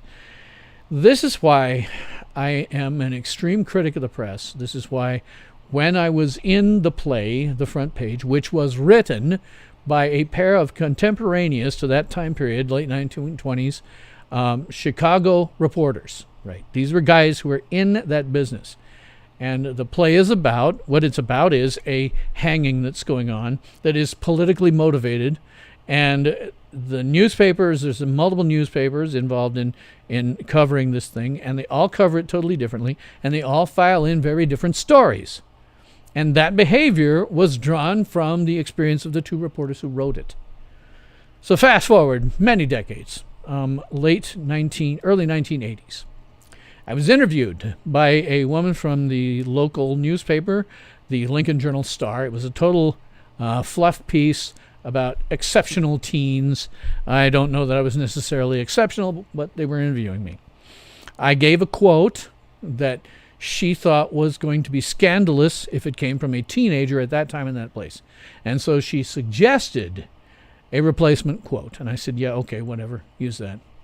A couple of years later, and this, of course, was back when I was studying a long time ago in a galaxy far, far away, studying to be an actor.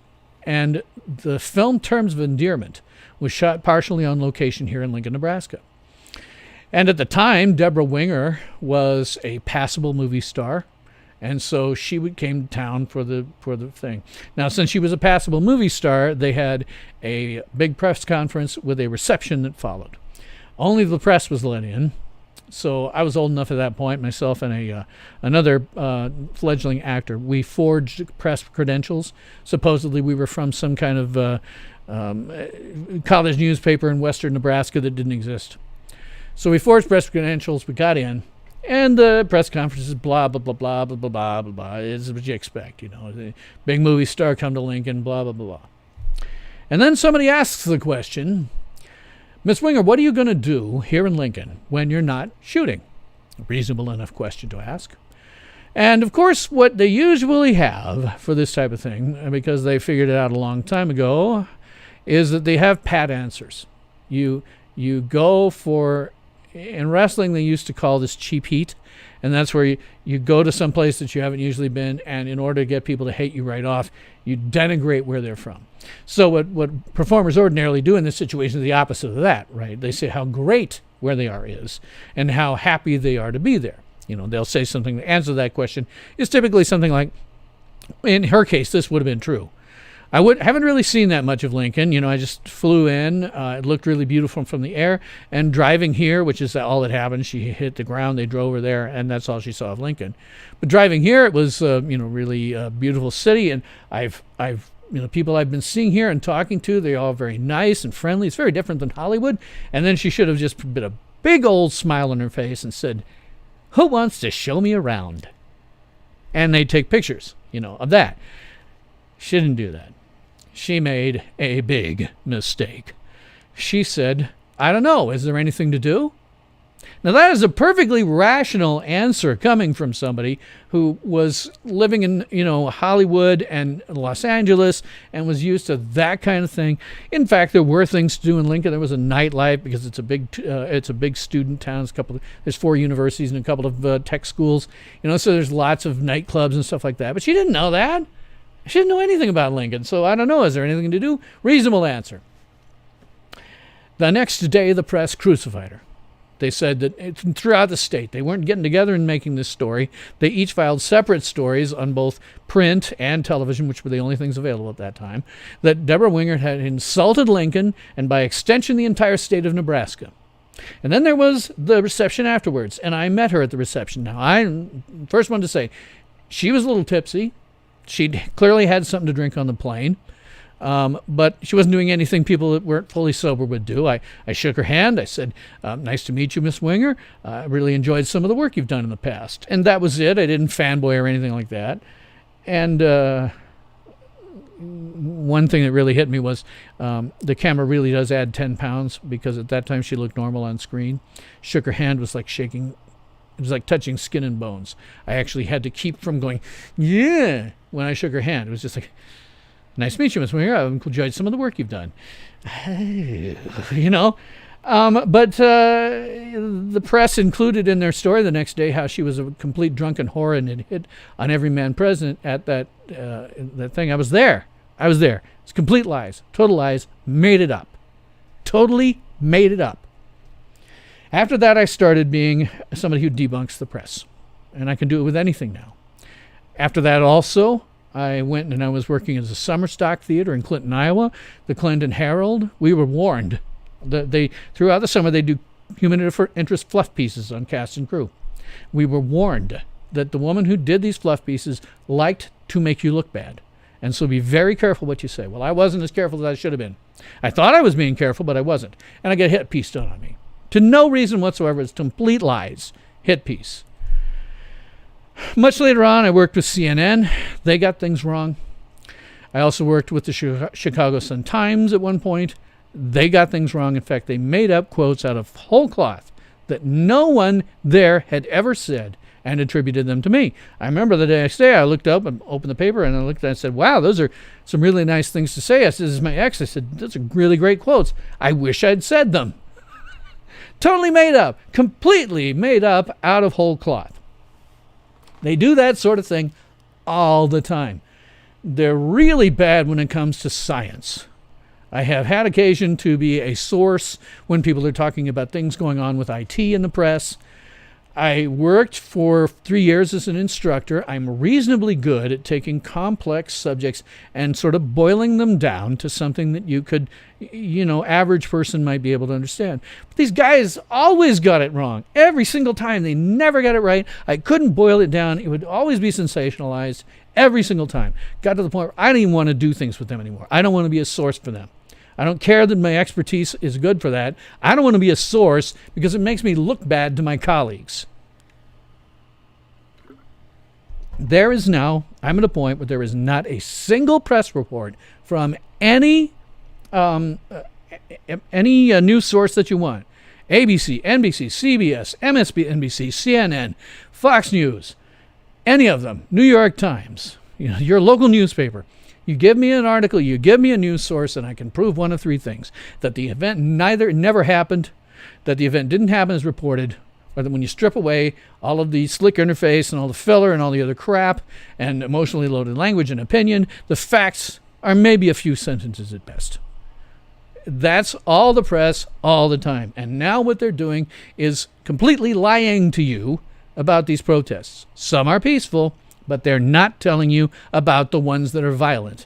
For that, you have to get it from other sources. And I strongly recommend listening to Scanner Radio, broadcastify.com, and hearing it for yourself when it gets to the first responders doing things.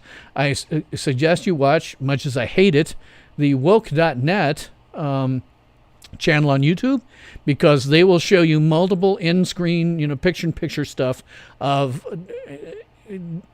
peaceful protests going on all over the country. They're terrible in their politics. Don't pay attention to that. But they will show you this stuff on their channel, and you can see some of these things sometimes. Those are a good source of information, but the traditional press, no.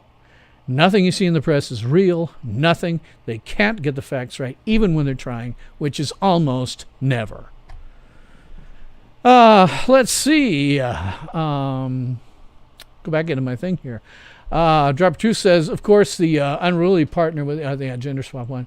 Blazer 101 says the Democrats are planning to use the Second Amendment to remove the 20th Amendment, rather, to remove Trump from office. If he suspended the elections, they can do that. I don't think he's going to suspend any elections. I just don't think that we can necessarily trust the outcome of the elections. I really don't. I know for a fact that you can that you can defeat mail-in balloting. There are so many different vectors of attack for that. It would be easy to do on a number of different levels. I know that the ballots, the people who are on the ballot rolls, are screwed up. There's a Des Moines area talk show host, Simon Conway, Simon_1776 on Facebook. If you want to follow him, I suggest you do. If you get a chance to listen to him, he's great. He had recently moved to Des Moines a couple of years ago when I was living there, and had moved there from Florida. He was sent 2 absentee ballots, one from Florida and one from Iowa. He could have voted twice if he'd wanted to. And James O'Keefe has similarly shown people who are voting out of state in like Florida, getting Florida ballots and voting there even though they're not living in Florida. It is clearly possible for that to be falsified. And doing it via mail-in, oh my God, no. The only way that you can be sure, the only way you'll ever be sure that your vote counts is if you go down there personally and vote in person. It is otherwise too easy to make things fraudulent. And Trump talking about that is correct. Now, he will never change. He can't change the dates of the election. That's an impossibility. And if he did, yeah, he'd be out of office, no question. But he's absolutely right to worry that it could be fraudulent, no question. Drop Truth says, I'll go back and watch the live stream later. Sorry you're late. Not a good week this past week. Sorry to hear about that. Oh, Wisdom Tooth Extraction. Hey, guess what, buddy? Wisdom Tooth Extraction is better than Star Trek Lower Decks. So, Superguru63 says, Trump won't do that because it would be written into a bill that would have to pass the House, then the Senate bill, and would have to go and sign into law. I think you'd actually have to change the Constitution. I don't remember whether the dating of that is in the Constitution or not, but it might well require a constitutional amendment. Not that it matters. Nobody pays attention to the Constitution, including Trump. But I don't think that's something that can happen. That will never happen. But you do have to worry about whether or not the elections are valid. You really do. Let's see.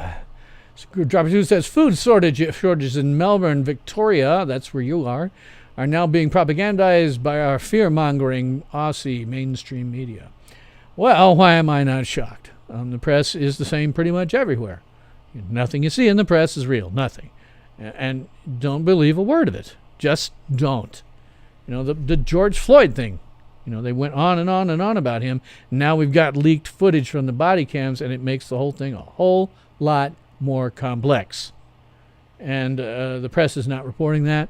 Where now for the Daily Mail in Great Britain, we wouldn't even have that footage. And that footage, by the way, was available to the press for quite some time. The only caveat was they could not remove it from where it was. It was in a secure location. What the Mail did was somebody got an actual, got a cam out and took the video off of the screen. But they could have been reporting this accurately, and they never have, because this narrative is what they want to stir up all kinds of riots and stuff like that. This is what they want. And same thing with the food shortages. I'm sure that they're stirring things up there. I don't know enough about your local politics, but I bet they're stirring something up there. Blazer 101 says, Bill, if there's no winner on November 3rd, Democrats are saying at 12:01 a.m. November 4th, the Speaker of the House takes over. Is that true? No.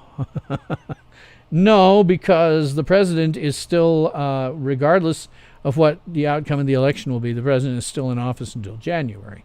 That's when the term ends. It's in January. So they can't do that on November 3rd. I'm hoping very much, I don't know if we'll see it, but I'm hoping very much for a complete blowout for Trump. If you see a complete blowout for Trump, something that would be very, very difficult for Democrats to, contest, that would be the best way this could go. My fear is that it's going to be a contested election that could go on for a couple of months before it gets decided. And in that intervening time, we could see civil war. We could well see civil war. The Democrats will be saying, oh, no, Trump lost. This is all just a big thing, blah, blah, blah. In which case, these idiots who are now going out and, burning stuff down and beating people up will move to burning stuff down and beating people up even more. And if it goes the other way and the Republicans are saying, no, this is fraudulent, I don't know if the Republicans would necessarily start a civil war. They don't have that. They don't seem to have that sort of thing in their heads, but they still might have to fight these guys on the left.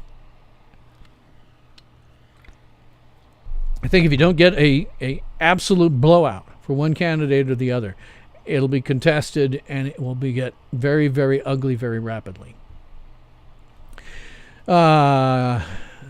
Blazer says, Super Cruiser says, Blazer, they're showboating. That's against the law. Yeah, obviously here. Drop Truth says, who's that awful Hollywood authoritress who does those hit pieces, biographies in the USA, a real mudraker, Kelly? I don't know. They're all lying. Nothing you see in the press is real. Even if it's a good story, it's just lying. Can Trump use his executive order to cancel mail-in ballots? I don't think so. The way ballots are handled are always by the state. The state, constitutionally, individual states don't even have to have an election. The states choose the president. That is the reality. The states choose the president, and that's intentional. Should any given state legislative body decide to do so, they could simply choose the electors for that state. You do not have to, and constitutionally, you do not have to take a popular vote. That's just the way it's been done. But a state legislature could say, okay, for this state, we're giving the electors to Trump, or we're giving the electors to Biden. You don't have to have the general election. So it's entirely controlled by the state, individual states. So no, I don't think that Trump could do anything about that. I don't think he can do anything about that. I just know that you can do it. You can have fraudulent voting via mail-in, and it's a bad idea. If you want to make sure your vote is counted, go to your polling place. Even if you got to stand in line for 3 hours with a friggin' mask on, go to the polling place and vote there. There is no other way to make sure at this point that your vote is actually going to be counted. SuperGuru63 says, I can't wait to see a debate between Trump and Biden. It'll be a blowout and almost comical. Yeah, well, he'll destroy him. Trump was capable of going up against Hillary Clinton, who had been in politics for a long, long time and knew how this stuff worked. And he killed her in the debates. Biden is clearly becoming senile. Clearly. If you think otherwise, you're fooling yourself. He is clearly becoming senile and clearly suffering from some level of dementia. He'll get up there and he will not be able to cope. it'll be like Mike Tyson. I think somebody said fighting a mouse. I think Marshall said that. Mike Tyson fighting a mouse. It would be utter destruction. It would be Trump saying something and being controversial, and Biden would just be and we wouldn't be able to do a thing. He wouldn't know he wouldn't even know where he is. This is the first election that I think of my lifetime where you can confidently say that whom the Democrats pick as the running mate for Biden is important, because it may well be that he's not able to execute his job for the entire term of his presidency. It's really very possible. It depends how far he goes and how quickly. I'm not sure that he's capable of doing it now, but he's so obviously suffering from some level of dementia. He's going senile. I'm amazed that the Democrats picked him. I am amazed. I mean, his senility is so obvious. Even when he was doing Democratic debates, his senility was showing, and it's gotten worse. Debate with Trump against Biden would be hell. I could debate Trump. I could debate Biden and kill him. Just kill him. Anybody could. Does he know where he is? I don't know. Blizzard 101 says, Bill, just to let you know, I received 5 mail-in ballots to the mailbox the other day. I see the fix. Do you? Yeah.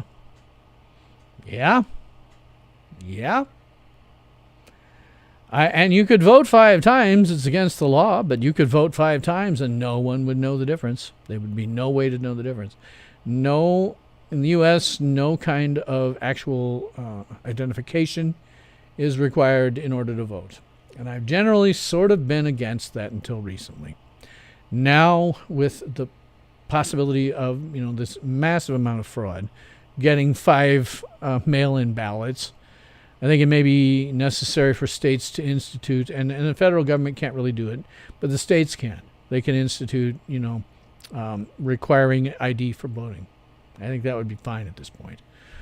You're going to need to be able to prove that who you are, and not be able to vote more than once, and have your. It's something we have not really done. It's always been, the vote is secret. We don't know who cast what vote. But I think you're going to have to start correlating votes to individual human beings and throwing them out when you can't do that. I think we're just at that point. Supercruise63 says, I think Bernie and the squad will be running things if Biden somehow does win. I think there's maybe some possibility of that, yes. And the problem with Red Cortez, that's Alexandria Ocasio-Cortez, as she's always referred to on my show as Red Cortez because it fits. Her ideas would lead to the death of billions of people worldwide. She's too stupid to know it. She doesn't understand how agriculture works in the United States, and if she were able to do something like her stupid New Green Deal, that would cut agricultural productivity probably by at least 50%, maybe as much as 75%. And that would kill at least 1 billion, probably 2 billion people in the world, because we would no longer have the kind of agricultural output that we do. She's an imbecile, and she doesn't know it. She's young and she's stupid. She doesn't know what she doesn't know. I don't make decisions based on things that I don't know. If I have a lack of data, at least I can say, I don't know anything about this. I'm not going to make a decision about it because I don't know. But with her, she's arrogant and stupid and a socialist, and she's a near communist, frankly. And what she would plan to do with the Green New Deal would destroy American agriculture. She'd probably starve out cities. It's that bad. She's just so dumb.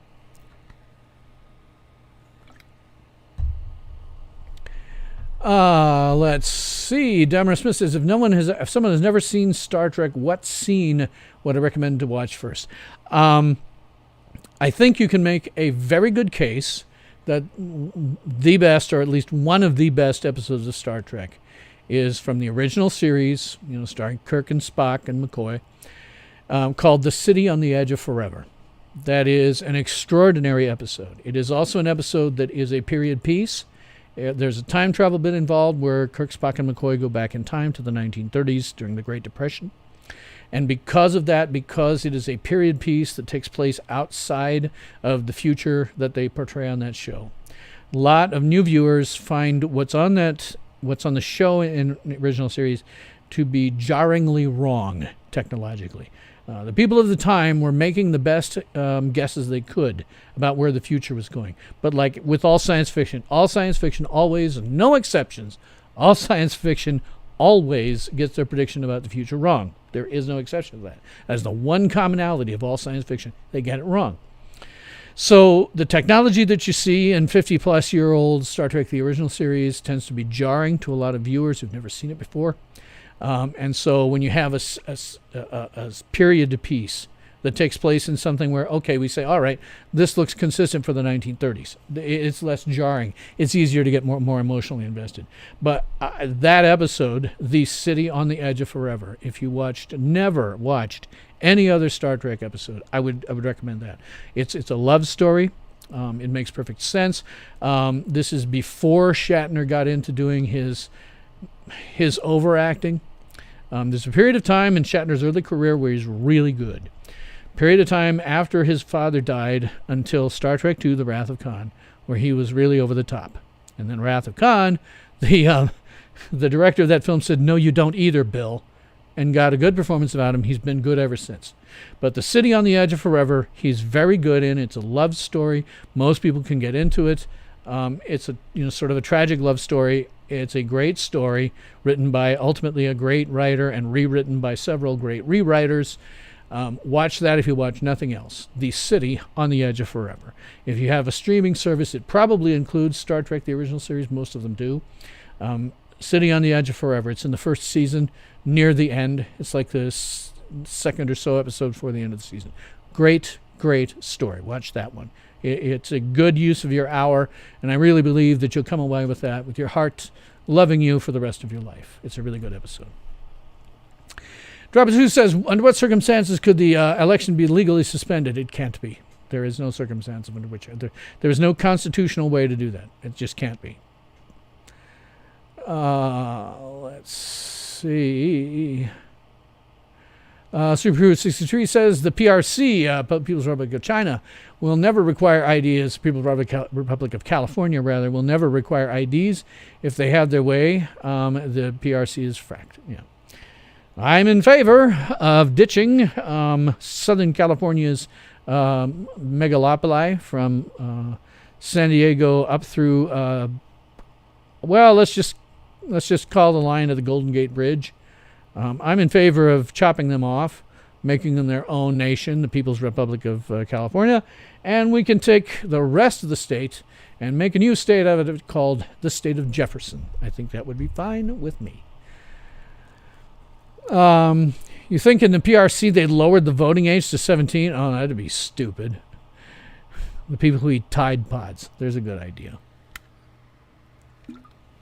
I haven't paid attention to that. I know that crazy old Nancy Pelosi wants it lowered to 16. That would be stupid. At this stage of the game, I'm not even sure if 18 isn't too old. Too young, I mean. I think maybe you need more life experience. In the past, if you were 18 years old, you really had a lot of life experience. Nowadays, people have less and less life experience, and so their ability to make an informed decision moves out. I'm not even sure that you shouldn't move the voting age up to 21, maybe even 25. I'm not sure. Lowering it's stupid. Blazer 101, why are they hiding Joe Biden so much I can hardly see him? Because he is senile. You cannot put him in public and he will not reliably say anything that makes sense. When you put him in public, they asked him, I've forgotten which group, but they asked him whether he'd taken a mem test. Trump has. And has said, yeah, I passed that mem test with flying colors. It was great and everything. And Biden got irrationally upset about it. The answer to that question, if you've taken the mem test, and he probably has, because that's normal when you get to be that certain age, he's probably taken the mem test, and the answer to that question is real simple. Yes, I've taken the mem test, and everything looks fine. I've got good cognitive function. But instead he went off and did something that didn't make any damn sense. Sounded like he was getting testy just for somebody for asking the question. No, that's a reasonable question to ask of a man his age. Have you taken a mem test? How did it work out? If you're going to be president, we want to make sure about those things. So he's clearly, from everything I've seen about him, clearly getting some level of senility, of dementia, and they can't put him out there in public. If they put him out there in public, it would just be a killer for them. I don't think they're going to let him do debates. I think they'll come up with some excuse about the debates. I think they'll say something like, and we can't do it because of COVID, ignoring the fact that right now they're having all kinds of congressional and senatorial hearings on various subjects where everybody is doing it over teleconferencing. You could do that with debates, put them in their homes with cameras trained on them. That's possible. But I don't think they'll let him do it. No, they will never let him do a debate. He would be crushed. completely and utterly crushed, and his dementia would be on display for everyone to see. AOC, drop twos. AOC is the Speedy Gonzales of U.S. politics. Arriba, arriba. Yes. Andale, andale, arriba. Yeah. Yeah, well, I don't want to get too much into the racial side of that, but Speedy Gonzales is a lot smarter than AOC. I think he's a lot smarter than she is. But, yeah, she's an idiot. She's just an idiot. She's provincial. She makes inappropriate assumptions about everywhere else in the country as if that was where things are. She is the reason why you shouldn't have people who are elected officials who are that young. You need people who have life experience. I will never run for office. That will never happen. But optimally, you would want someone like me. Someone who has worked and lived on a cattle ranch out in the middle of nowhere, like I showed in one of my videos a couple of weeks ago. Somebody who has grown up in a small city. Someone who has spent a career in a very large city and now have come back to a relatively small city. And that gives you life experience. It gives you the experience to say, what's good over here in Lincoln, Nebraska is not what you do in Chicagoland, and vice versa. Here in Lincoln, let me see if I did the calculations late last month. Like on the 31st of July, here is the total number of deaths. Here's the total number of COVID cases in Nebraska. Now, Nebraska's population is about 1,934,408.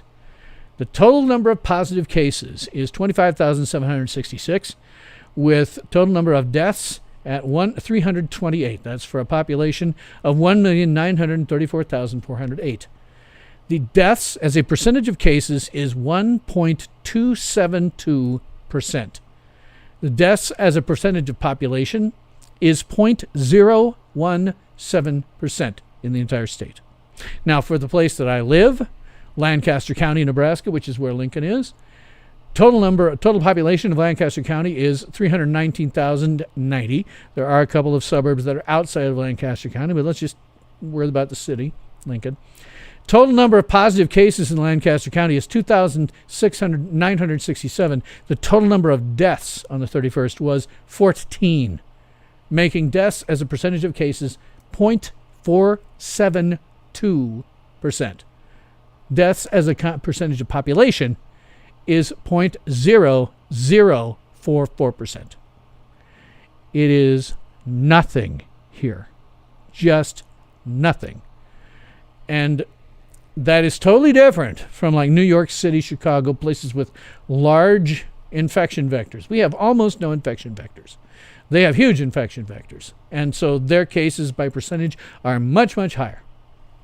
But you look at it here, it isn't even something you should be worried about. But AOC, coming from highly populated areas in and around New York, doesn't know that we're totally different. They assume that we're exactly the same when we're not. And it's provincial. It's what I like to call provincial thinking. It used to be you applied the word provincial to somebody like me who came from a small city and went to a large one. I would have been called provincial. Now you call anybody who makes assumptions about places that they've never been and have never looked at the statistics on, etc. You can call them provincial because they're thinking only about what they personally know and not about everything else. And if you are going to get a good representative, assuming they're not power-mad sociopathic narcissists, which is a likelihood, you want somebody who has lots of life experience. You want somebody like me who knows, okay, this is different. When I'm representing Nebraska, I'm representing Nebraska. I'm not representing New York City. And if AOC starts coming around trying to talk about Nebraska, I interrupt her and say, you don't know what you're talking about. Look after your own district. I will look after mine. Drop 2 says Shatner was great in Boston Legal. So was Spader. Yep. Brilliant writing. Yes. As I say, after Star Trek 2, when director Nicholas Meyer said to Shatner, no, you don't either. You're not going to do those over-the-top performances for me. No. It's evident instantly. You get into that scene after he screams Khan, which is where the director said, go crazy, Bill, because this is a moment when Kirk is just trying to get Khan's goat, and you can go crazy with that one if you want to, and over the top. It's Kirk acting. But when he got down to the next scene, when Kirk is having a conversation with Carol Marcus, Shatner is completely understated.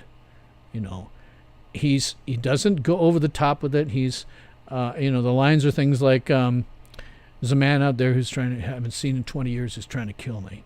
And you show me a son, I'd be happy to help him. My son. My life that could have been and wasn't. And totally low-key and perfect for that moment. And that's when that's how you can tell Nick Meyer said, no, you don't either, Bill. We're going to be low-key, and it's a very moving scene. It was after Star Trek II that somebody said, no, you don't either, and it stayed with him. He started doing really good performances again. It had been 10 years or so since he had. Robert Drew says, build a wall around California too. Yes. Make it escape from L.A. Put a big wall around it, and if anything goes wrong, a president goes down, send in Snake Plissken. Yeah, that'd be good. John Carpenter, right idea. Where's Snake Plissken when you need him? Call me Snake. As one of my favorite characters, by the way. As an anti-hero, I love him. Drops is Bill, crown disease. That's right. We can't call it that name of that virus that's going around. Dropping Zeus, to be clear, he's from Australia. Restrictions in Victoria never took into consideration population density. Melbourne, 240 people per hectare. Regional Victoria, 1.8 per hectare. Yeah. Population density is a big infection vector. The more dense you are, the more infections you're going to get. That's why New York City is the worst in the United States. And there's no way to stop it. There's absolutely no way to stop it. Masks aren't going to do it. You get people who live in a brownstone, right? 10 people living in a brownstone apartment. It's all the same air being circulated through there. They can wear a mask outside or to a business if they want to, but they go home and there's still going to be the same circulated air for all of those apartments. Hell, I've never lived in an apartment anywhere where the air was specific to my apartment. It's all going to circulate through the entire place. So if somebody's got something like this, it's very possible that someone else is going to get it. It's the reason that University of Nebraska, it's got a student body of about 30,000 people. A huge chunk of them live in several of the very large dorms on campus. Well, they shut down the dorms at the end of the last term. I'm not sure where we're at, whether we're going to open it up again or not. I think we are. When they do, they're not going to have them full. They're going to make like a third full. I don't know where these people are going to live, but they're going to make it a third full for that same reason, because the air is circulated around. Blazer 101 says, Bill, would be nice if you ran for any office, but I see you're overqualified for the position. No. To begin with, I have health issues that preclude it. But beyond that, I am not a power-mad sociopathic narcissist. And you really do have to be a power-mad sociopathic narcissist to even attempt a real run for real office. Really, no one ever runs for office who is not a power-mad sociopathic narcissist. Doesn't matter who your favorite is, they're all that way, from a textbook definition. I always say it, if you want to look it up, look up sociopathic antisocial personality disorder, which is the correct term for sociopath, and look up narcissistic personality disorder. Look at the symptoms, and you'll see that enough of them apply. And in terms of power madness, well, they want power. It's clear from their everyday activity. All they really do all day long is jockey for power. They may say to themselves, oh, this is for the good of my district. The more power I have, the better I can do with that. But it's still power madness. I couldn't do that. I couldn't do it. And I know that. I know from other things that have happened to me in my life that if I was put in a situation, if I actually got elected and I was still a good guy when I showed up, I would not be a good guy probably within 6 months. If you watch freshman congressmen and senators, That's about how long it takes for them to become corrupt, about 6 months. Because what happens is you get these lobbyists who are trying to bribe you. Give you campaign contributions. You get these lobbyists who are trying to bribe you, and they find out what it is that you want. What is the one thing that you have wanted all your life? And then they offer it to you. Is it money? Is it women? Is it men? They get it for you. Anything that I wanted, I could have. The cost would be making laws that benefited the people. But it's like this. If I'm famous, right, and women are constantly throwing themselves at me all day and all night, I'm going to sleep with some of them. I mean, that's the way it's going to be. And when you have these lobbyists throwing everything that you ever wanted at you day and night, eventually you're going to take it. And I don't trust myself to not, succumb to that. I think everybody does. Even if you go in with the best of intentions. If you watch those freshman congressmen and senators, about 6 months. That's all it takes of constantly being thrown whatever they want. And then they cave. Drop Truth says, Blazer One, you need to lobotomize me first. Drop Truth says, what do you hear on the scanners this week bear any relation to the MSM propaganda? No, it never does. It never does. It's, you have to hunt for it a little bit now because, again, it's become so blasé that people who use that program aren't turning it on constantly. You can't be up all night listening to the same damn thing over and over. But no, it doesn't really match. They don't talk about all the violence. They don't talk about, they don't, for example, unless they're absolutely forced to, they don't report things like, rioters using higher powered lasers because those green lasers are higher powered in terms of wattage to attempt to blind people. They don't report that. They don't report the property destruction. They don't report, the bombs that they throw and stuff like that. So no, it has no real relationship to reality. They have a narrative, and they are sticking to it. That this is just peaceful protests, and anytime anything happens with the federal government that Trump's done, it's because he's, somehow a terrible person and a despot in the making. So no, it doesn't. Drop Truth says the political is corrupt. Absolutely. Any politician is corrupt by extension / association, just like the mafia. Yeah. Mm-hmm. The Godfather. I'll make you an offer you can't refuse. Yeah. Biden. I'll make you an offer I don't understand. Yeah, that's good. Yeah, that's... they don't necessarily... they don't do anything like kill you. They just find out what it is that you want. And they will give it to you as much as you want it, Barney Frank, congressman, senator from, I'm not remembering, maybe, don't remember where he was from.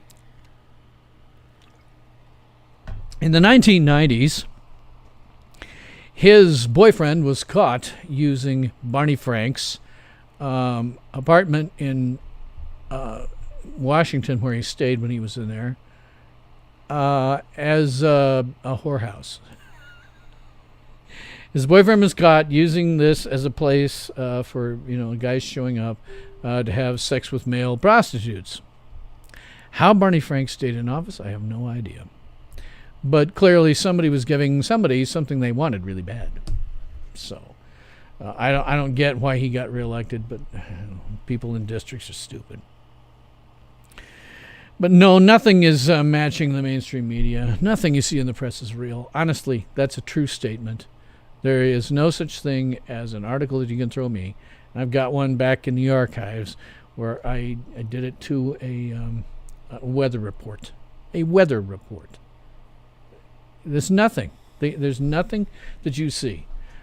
It usually involves, first off, tearing out anything that looks like a slick interface, opinion, and emotionally loaded language. You pull all that out first.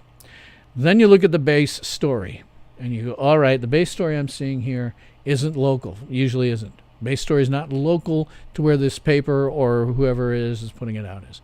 So where did they get the story? So then you track backwards. You find stories, and man, the internet's made this really easy. You find news stories that predate this one with much the same facts. And so you look at that, and you tear out all of the excessive crap. And you say, okay, how do these two stories compare? Are they saying the same things? And what you'll often find is the last story in the thread will have embellished the one that you just found. But then you look at the one you just found and you say, okay, this is also not where the story came from. And then you go and look for earlier stories, and you find one, and you strip away all the crap, and you say, okay, does this story that we just found match the second one in the chain? And you usually find that it doesn't. And then you go backwards until you finally find what I call patient zero. And they're the ones that originated the story. Usually they're geographically close to the story. And again, you rip out all of the crap, and you find out that there's a base amount of facts in there that you can usually figure out is more or less accurate. And everybody else along the chain embellished as they went along. So I did this once with a murder one. So you got a church shooting in Russia, which had happened, and I did the backtracking all the way to the the newspaper in the area that first reported it. They got picked up by the Times of London. The Times of London, being a reputable news source, they'd added some stuff, and then the Times of London was picked up by all kinds of other newspapers.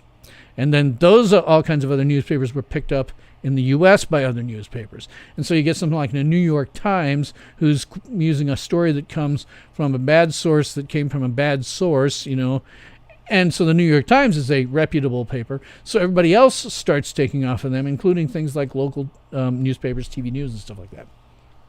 And so it just gets blown completely out of proportion and is not accurately reported. And that's usually what you have to do. Sometimes it's easy. I did one when I lived in Des Moines area. The Des Moines Public Schools, after Trump was elected, allowed their students to leave school to go someplace and have a protest about Trump being elected. I was looking at that and go, why? Why? I mean, they wouldn't have done that with any other president. Why are they allowing students to leave class? That's just silly and ridiculous. But it became clear after reading their story from the Des Moines Register that they had not gotten any advance warning about this. What they got sent was a press release about 5 minutes before it was going to happen. This public school system sent them a press release. They had no reporters out there for the event. They had nothing. What they did was they went to Facebook, and they started pulling pictures from people's Facebook accounts, students who'd been out there. They started taking accounts as reported by students. Oh, there were hundreds of people here, etc., etc. When you go look at the pictures and you aren't even seeing 100 people, But they would take this stuff from Facebook, from minors. Yeah, now there's a good source for you, ain't it? They do that sort of thing all the time. Grab pictures from Facebook. Yeah, there's a good source of information. People who have a particular perspective, and of course, when you're young and you're engaged in something like this, it's going to seem like a really big deal. It's something. Oh, it's awesome! I participated in this amazing event, and in reality, maybe it wasn't that big or amazing. You have to be distance from it to take a look and see if it's really what these people think.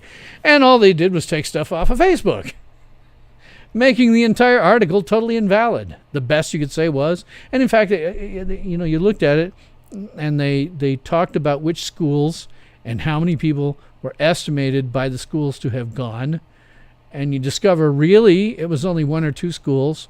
Not that they couldn't have left, but the other ones just didn't care. It was only one or two schools out of like 15, 17, something like that. I don't remember exactly, that were able to do this in Des Moines, and they blew it out of all proportion using those few number of people's Facebook accounts of the event. Right. Your best source of information are citizen journalists on the ground who are pointing their cameras and not saying a thing. Pointing your cam, if you're going to do that, point your cam and shut up. Occasionally turn the camera to yourself and say, this is such and such for this and such news. Turn the camera back and shut up. Let the viewer make any, come to the conclusions that they want to come to. Don't be a talking head feeding them stuff. Don't be telling about your opinion that you think there's hundreds of people there. Just point your cam and let people come to their own decisions. But they don't do that. Let's see. Drop Truth says the Aussie mainstream media first reported the explosion in Beirut was a warehouse used to house confiscated explosive and ordnance.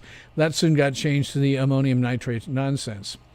I don't know what to believe on that. All I know is I saw some people who had, because it's one of those worlds where at some point or another, somebody's pointing a camera at something.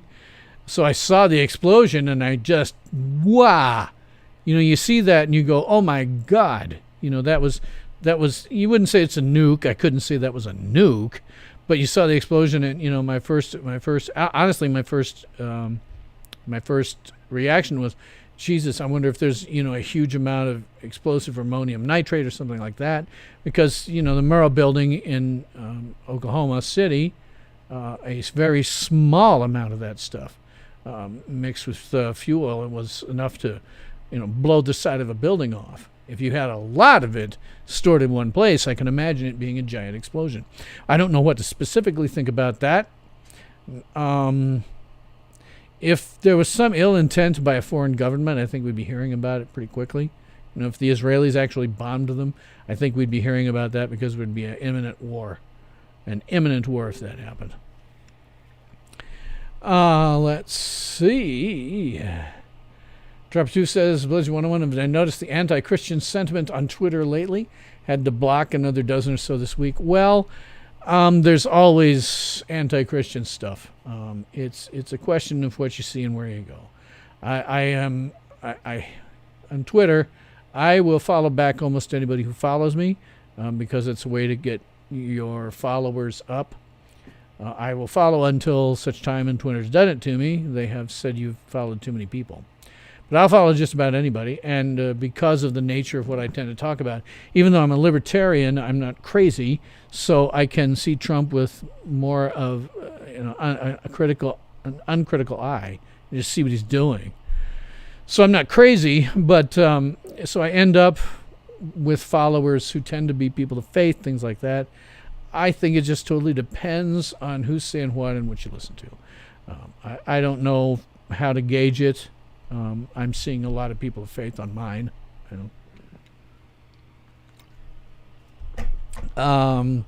Marshall says SpaceX should be launching more Starlink sats tonight in about 30 minutes. Don't know what you think about that, Marshall, but I think that's actually not a good idea. The problem is once you get stuff up in space, as you well know, the internet evolves constantly. It gets better and better constantly. You put something in space, you have just frozen that technology in time. You can't get it back to change it. You have frozen that technology in time. So what about what happens when the rest of the terrestrial internet has gone on and moved? It sounds like an interesting idea in terms of bringing the internet to the masses. But once you do that, you have frozen that technology in time. And I'm not sure that's a good idea. I'm not sure. Drop True says, you retweeted a great thread on the Beirut explosion analysis on your Twitter. Yeah, I saw that. Hezbollah seems to be the prime culprit. I don't know. If there really is something going on that's international there, I can't think of any reason that Beirut wouldn't scream it. If they'd actually been attacked, I can't think of a good reason why they wouldn't scream it. It would be the sort of thing they'd love to scream. So, not having any other thing to go on, and just kind of assuming that if somebody did that, I have to say that whatever happened was within. It may not be what they say it was, maybe something more nefarious, but it was probably on the part of the people in Beirut, rather than being attacked from an outside source. That I really think if it was attacked from an outside source, you would really hear about it. It would be screaming. Let's see. 10 miles from Vandenberg, Super Cruise 63 says, cool. I see most of the launches from the West Coast. Awesome. I almost saw a shuttle launch. It had already been postponed once due to weather. This time it was postponed due to mechanical failure. But I was far enough away, I was way far away because I couldn't get in close. I was way far away with my ex, and we saw the plume at the bottom start, and then it was scrubbed. Almost saw a space shuttle launch. I would have loved to see that. Marcia says, you're on the beta list for Starlink. Oh, that's nice. And with Starship, you can bring them back. Well, if you encircle the globe, I don't know how many they're talking about doing, but once you get enough of them up there, how many can you really pull back? It's space. It's a little more difficult than driving out to the middle of South Dakota to, put up a cell tower. And alter it and constantly be upgrading it from the new technologies. It gets, even if they've got the spacecraft, it gets really hard if they've got a lot of them up there to change it. I really think it freezes the technology in time. Let's see. Drop 2 says, when the first 20-ton rocket returned and landing on the floating base, why didn't it disturb the water? It's all CGI. No, it's not CGI. It's real. It's very real. It's not CGI. It would be too difficult to... there's too many people involved. What you always have to remember when you get into something like that is how many people would have to be involved. You would have to have a conspiracy that, like, everybody who had anything to do with that would know about, right? And not all of them are going to stay quiet. You just can't assume that everybody's going to stay quiet. They're not holding guns to their heads. This is not the mafia where, you shut up, you don't snitch, you're dead. This is a private enterprise, and some of the people would have a fit of conscience. They would go and say, no, this isn't happening. This is just all fake. You have to figure out how many people are involved in this conspiracy. And then, no, there's just no way. It's like flat earthers, right? They're like, oh, tons of people are involved in the conspiracy. I'm like, no, that many people to be involved in the conspiracy would mean that you're getting into a large enough number where somebody, probably a lot of somebodies, would have a bout of conscience. So I don't think anything's CGI with that. Blackmail City, these seem like bots. I'm not sure what you're referring to. Drop 2 says, Super Crew, you've seen them land on the Falcon booster on the pad. Yeah. Marshall says he worked in CGI for the better part of 15 years. He did, I know that. It wasn't CGI. The camera was a long distance away. You didn't see a lot of disturbance. Yeah. Deborah Smith says proof of life. Well, again, I think we're seeing life going up on those rockets when they're crewed. Let's see. So Groove 63 says, had it on your old phone for the video. Oh, that's too bad you lost that. You have to do a search. Yep, absolutely. You can find all kinds of... there's got to be all kinds of video of it, and that's cool. Look and see when Marshall says that this was going to go down. About 30 minutes. Okay, I don't want to run over the top of a SpaceX launch, partly because I'd like to see it, and partly because it'd drive some people away from watching my thing. So I'll probably drop this off 11:45-ish, so another 15 or so minutes. Imagine gaslighting a global population, the AI utopia. I don't know. Marshall and I are two different opinions about AI.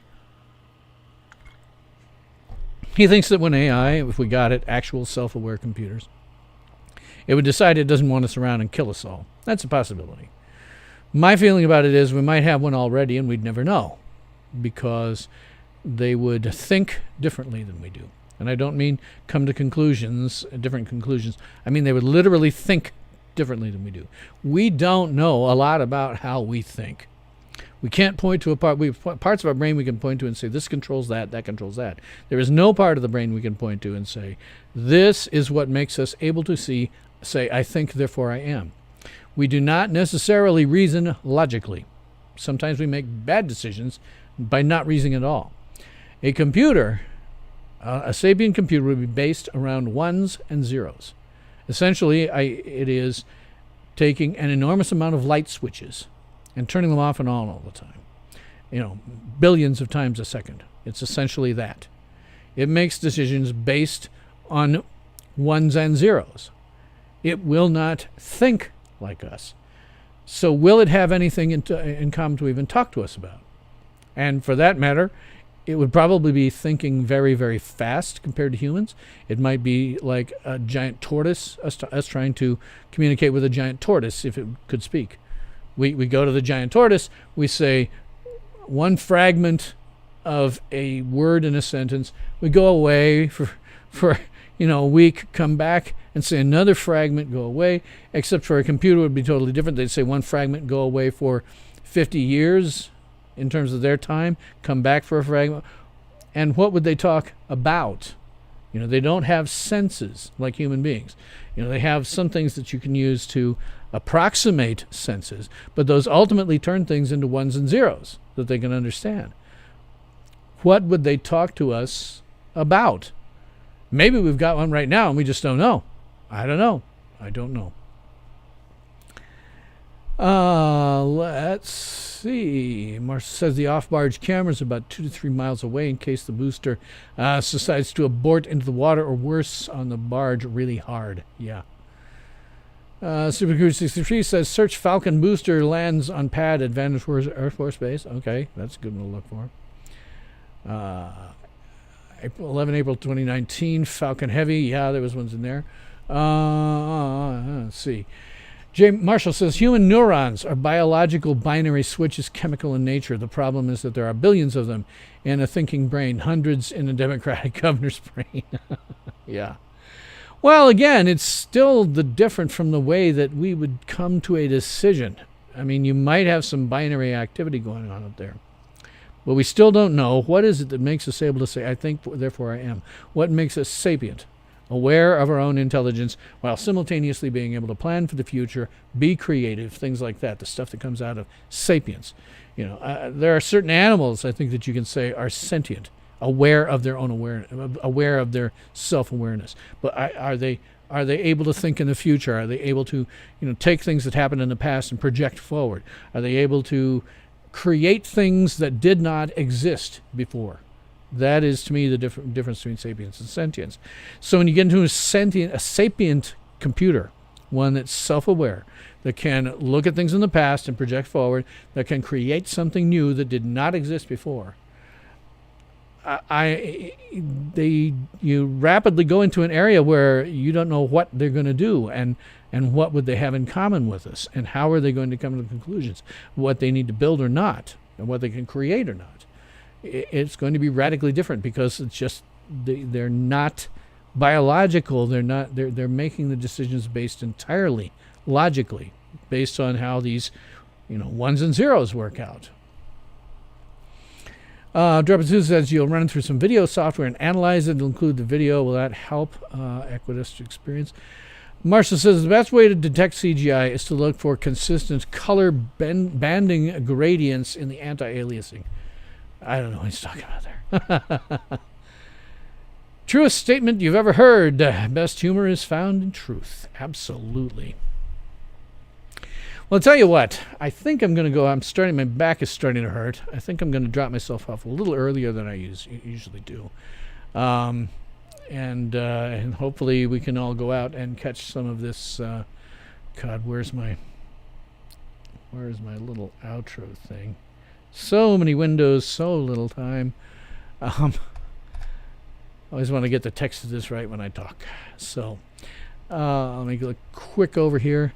Domestic animals seem sentient, or are they merely mocking human behavior? My parents' cat certainly knows how to get what it wants from your folks. As I say, I think there is some case to be made that certain animals of certain intelligence are sentient. that is aware of their own self-awareness. Whether or not, and maybe a certain level of sapience, I don't know. The ability, again, for me, the cutoff point is, can you look at the past and make predictions about the future based on prior events? And can you create things that did not exist before?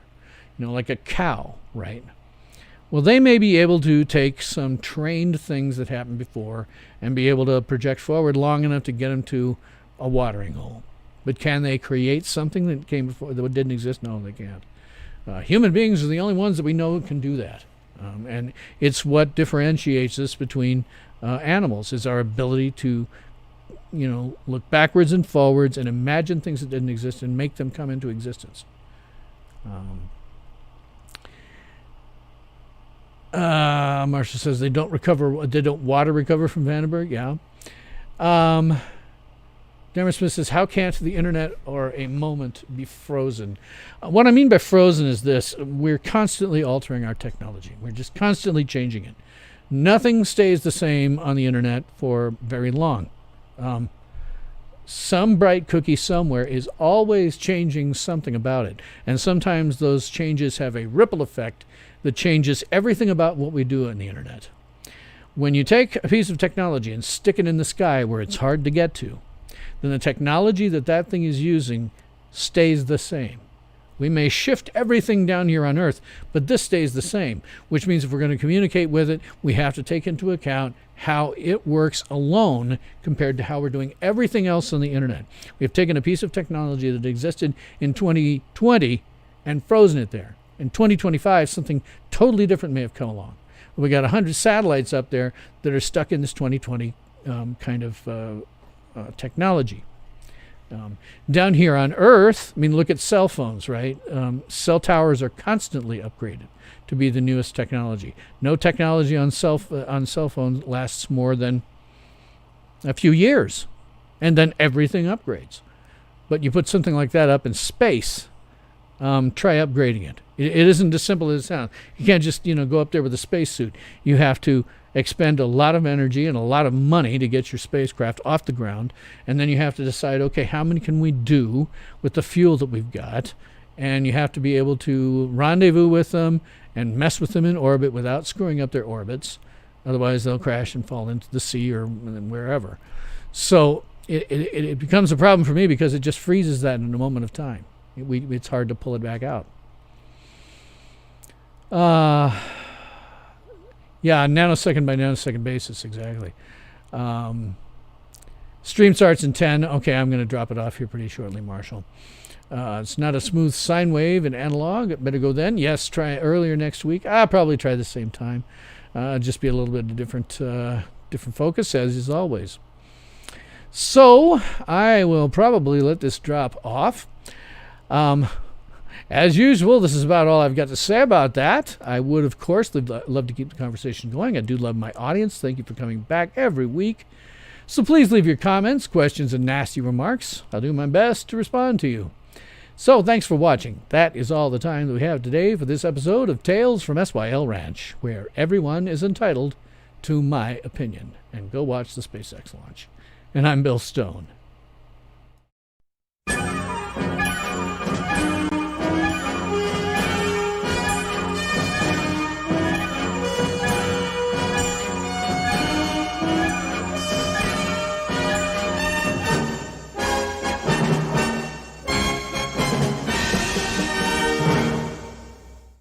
Ultimate power in this world has always been one simple thing: the control and manipulation of minds.